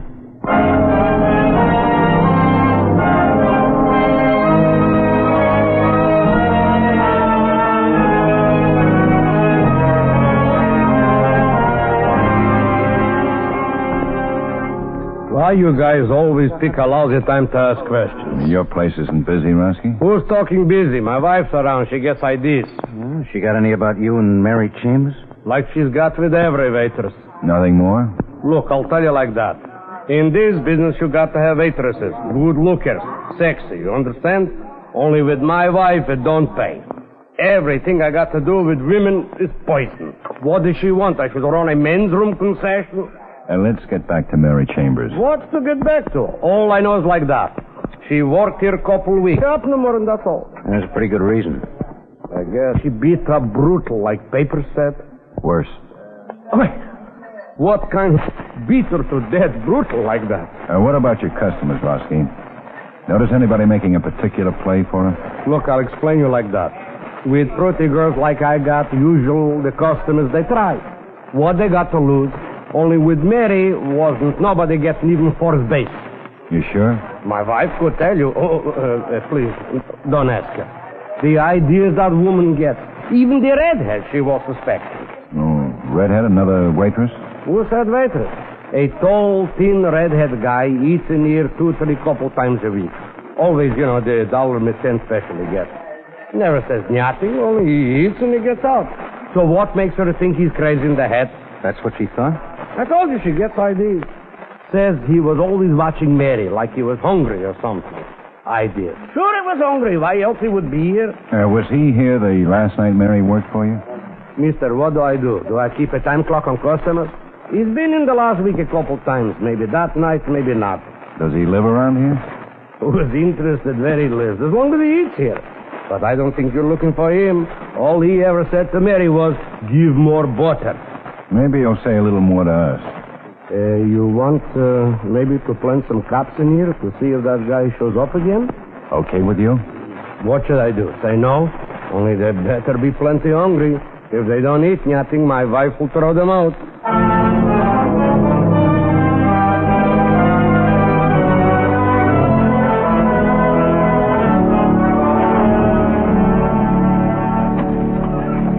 Oh, come in, Pete.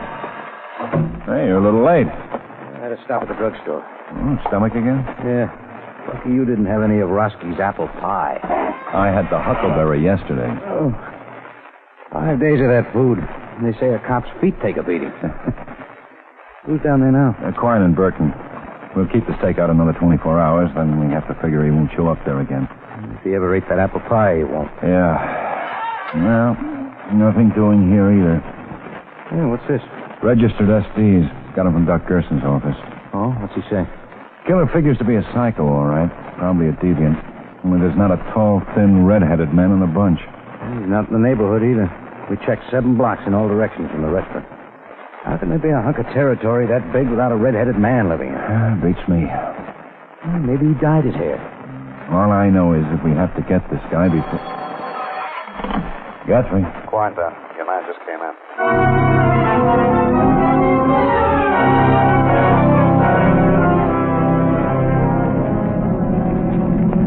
Quine now, Ben. Waiting outside. Yeah. Keep going, Ben. He's already left. Burton tailing him? Yeah. Turn right at the next corner. What happened, Quine? They must have seen Rosky give us the high sign. Walked right out again. Burton called just before you pulled up. The guys hold in at 2112 Baker. 2100 block. It's 800 numbers from here. If we checked one lousy block more, we'd have had him 5 days ago.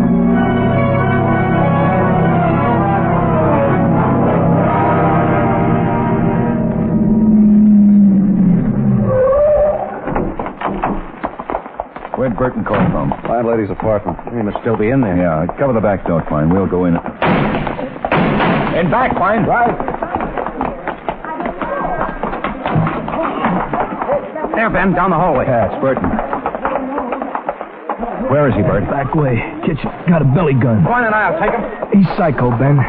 He was waiting outside when I called Quine. Said he wanted the copper. Mary Chambers? Yeah, he did it. Hid out in the Ford till she got through work. Then made her drive to the park and killed her. Said it all nice and easy. Said he was ready to let me take him in. Then he gunned me. A real psycho.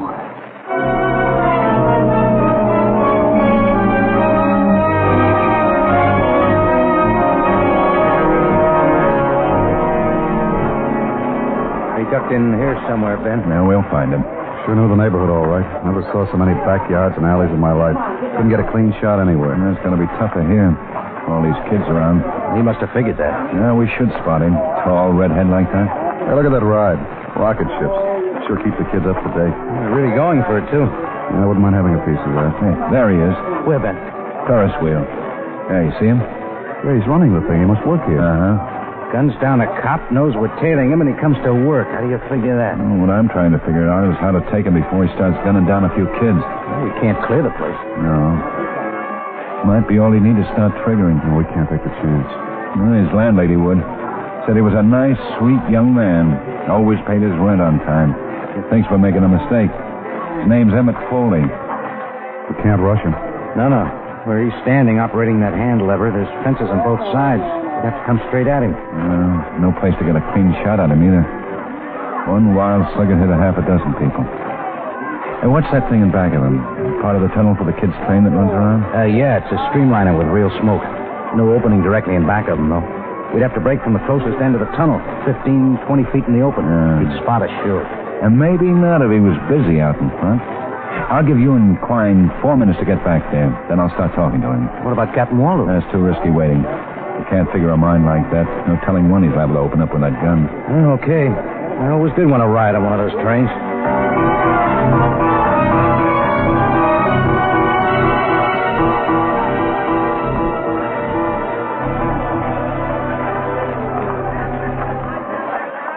Ticket goes back over that way, mister. How much for a ride on that thing? 2 bits and worth it, too. It's the best ride in the park. Yeah, it looks like it, all right. Say, is it safe? You ought to know better than that. We got mostly kids riding in this park. Nobody takes chances on hurting kids. Yeah, I guess that's right. What's that lever you operate there? That a brake or something? Don't come any closer, mister. I got a gun. Well, what are you doing with that? You're a cop. I can tell. I can always tell a cop. Shouldn't have come here, mister. Now I gotta kill you, too. Like you killed Mary Chambers? You shouldn't have been that way. Not looking at me, not caring about me. I loved her, and she wouldn't even look at me. Is that why, Emmett? You thought she didn't like you? Did you ask her about it when you were out in the park? She laughed. And I loved her, and she laughed.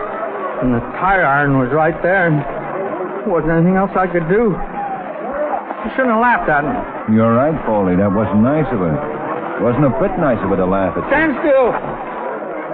You're trying to get close to me, aren't you? Trying to take my gun away so you can put me in jail. Well, why should I want to do that, Emmett? You got a right to kill her. She laughed at you. No, she shouldn't have done that. Laugh at me. That girl in Chicago, she laughed at me, too. Well, she deserved to die, too, didn't she, Emmett? I don't blame you for killing her, too. She deserved... Stand still, do you hear? I'm going to kill you, too. But I don't want to do it yet. Lots of kids still want to ride on here. Lots of kids. I got to see if they're happy. That's my job, making kids happy. Well, that's a fine job, Emmett. Couldn't ask for a better one. I was gonna let that other cop take me in. Seemed like a nice guy. And then I remembered the kids. I got to make the kids happy. That's my job. Well, sure it is. That's why I want to help you. That's why I'm here, Emmett, to help you. No, you're not. No, you're lying to me. I know. Why should I lie to you, Emmett? I only want to help you. No, you don't. You're lying. I know. That's why you sent those two friends of yours around on that train. I saw you. I haven't got any friends, Emmett, only you. I'd like to be friends with you. Would you? I mean, would you really? Well, sure I would. I like you. You do? I like you very much, Emmett. No, you don't. No, you're lying, too. I'm going to shoot you. Only after the park closes. I still got to make some kids happy before the park closes. Okay, Emmett, I'll wait. I want to help you make them happy. Then tell your friends not to sneak up on me from in back. I see him back there near the tunnel. Tell him you hear, or I'll shoot you right now. I told you I haven't got any friends, Emmett. The only friends I got is... Tell him! Hey, you two! Go back! We don't want you here. Emmett and I are friends. We don't want you. Emmett and I don't want anybody else around. Go back now, or we'll shoot you. We'll shoot you. There you are, Emmett. You believe me now? I said I'd shoot them if they bothered us. Would you? I mean, would you really shoot them if they bothered us? Why, sure I would, Emmett.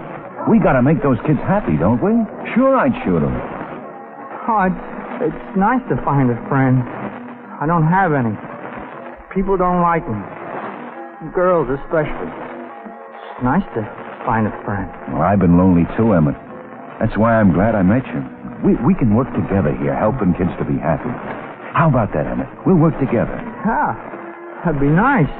Real nice. Having a friend to help me. Sure. And you can teach me how to run the Ferris wheel. Would you do that, Emmett? Teach me how to run the Ferris wheel, huh? Yeah, sure I would. Oh, I wouldn't teach anybody, but I teach a friend. I was hoping you'd say that, Emmett. And we can start right now. You show me how to operate that lever and we'll... Stand still. No, you're lying again. You're lying. You're no friend. How can you say that, Emmett? You know I'm your... You yelled at those other cops. You yelled about shooting, and you scared all the kids away. See, you look at them. Kids are all gone away. You scared them. Oh, no, I didn't, Emmett. It's late.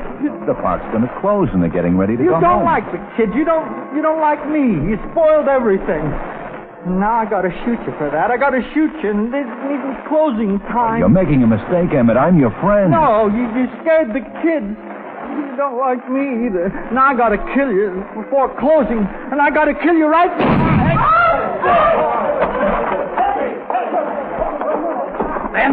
Okay, Pete. Oh, that crowd sure took its time clearing away. Didn't think I'd ever get a clean beat on them. Yeah. Pete, find somebody who knows how to stop this fool wheel, will you? It's been going around in front of my eyes so long I'm getting dizzy.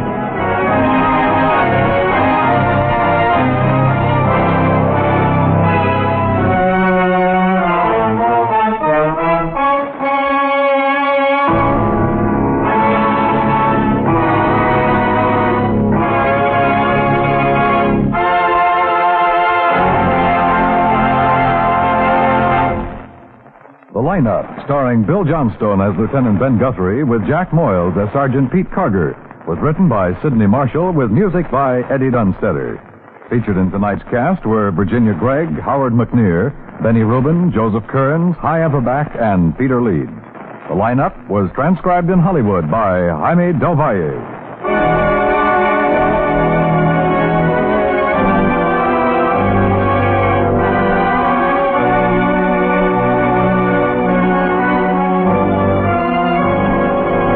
Night is Music Night on CBS Radio. Enjoy the orchestras of Alfredo Antonini and Ray Bloch. Songs by Earl Wrightson, Jimmy Carroll, Eugenie Baird, and Francis Greer. Hear Georgie Price and his Big Timers. Music and song from America's new and old musical comedy, from vaudeville's greatest days. It's Friday night on most of these same CBS radio stations. Dan Covers speaking. And remember, the week's top fight is broadcast Wednesday night on the CBS Radio Network.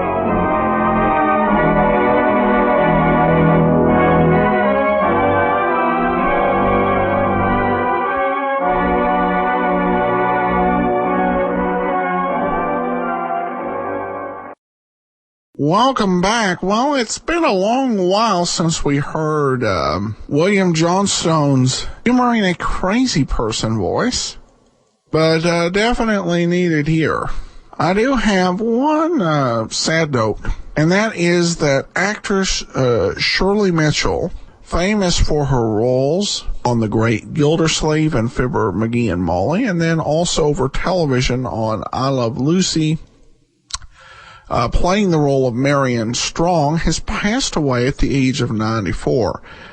This has been out there for a while, but this is the first podcast since I learned about it.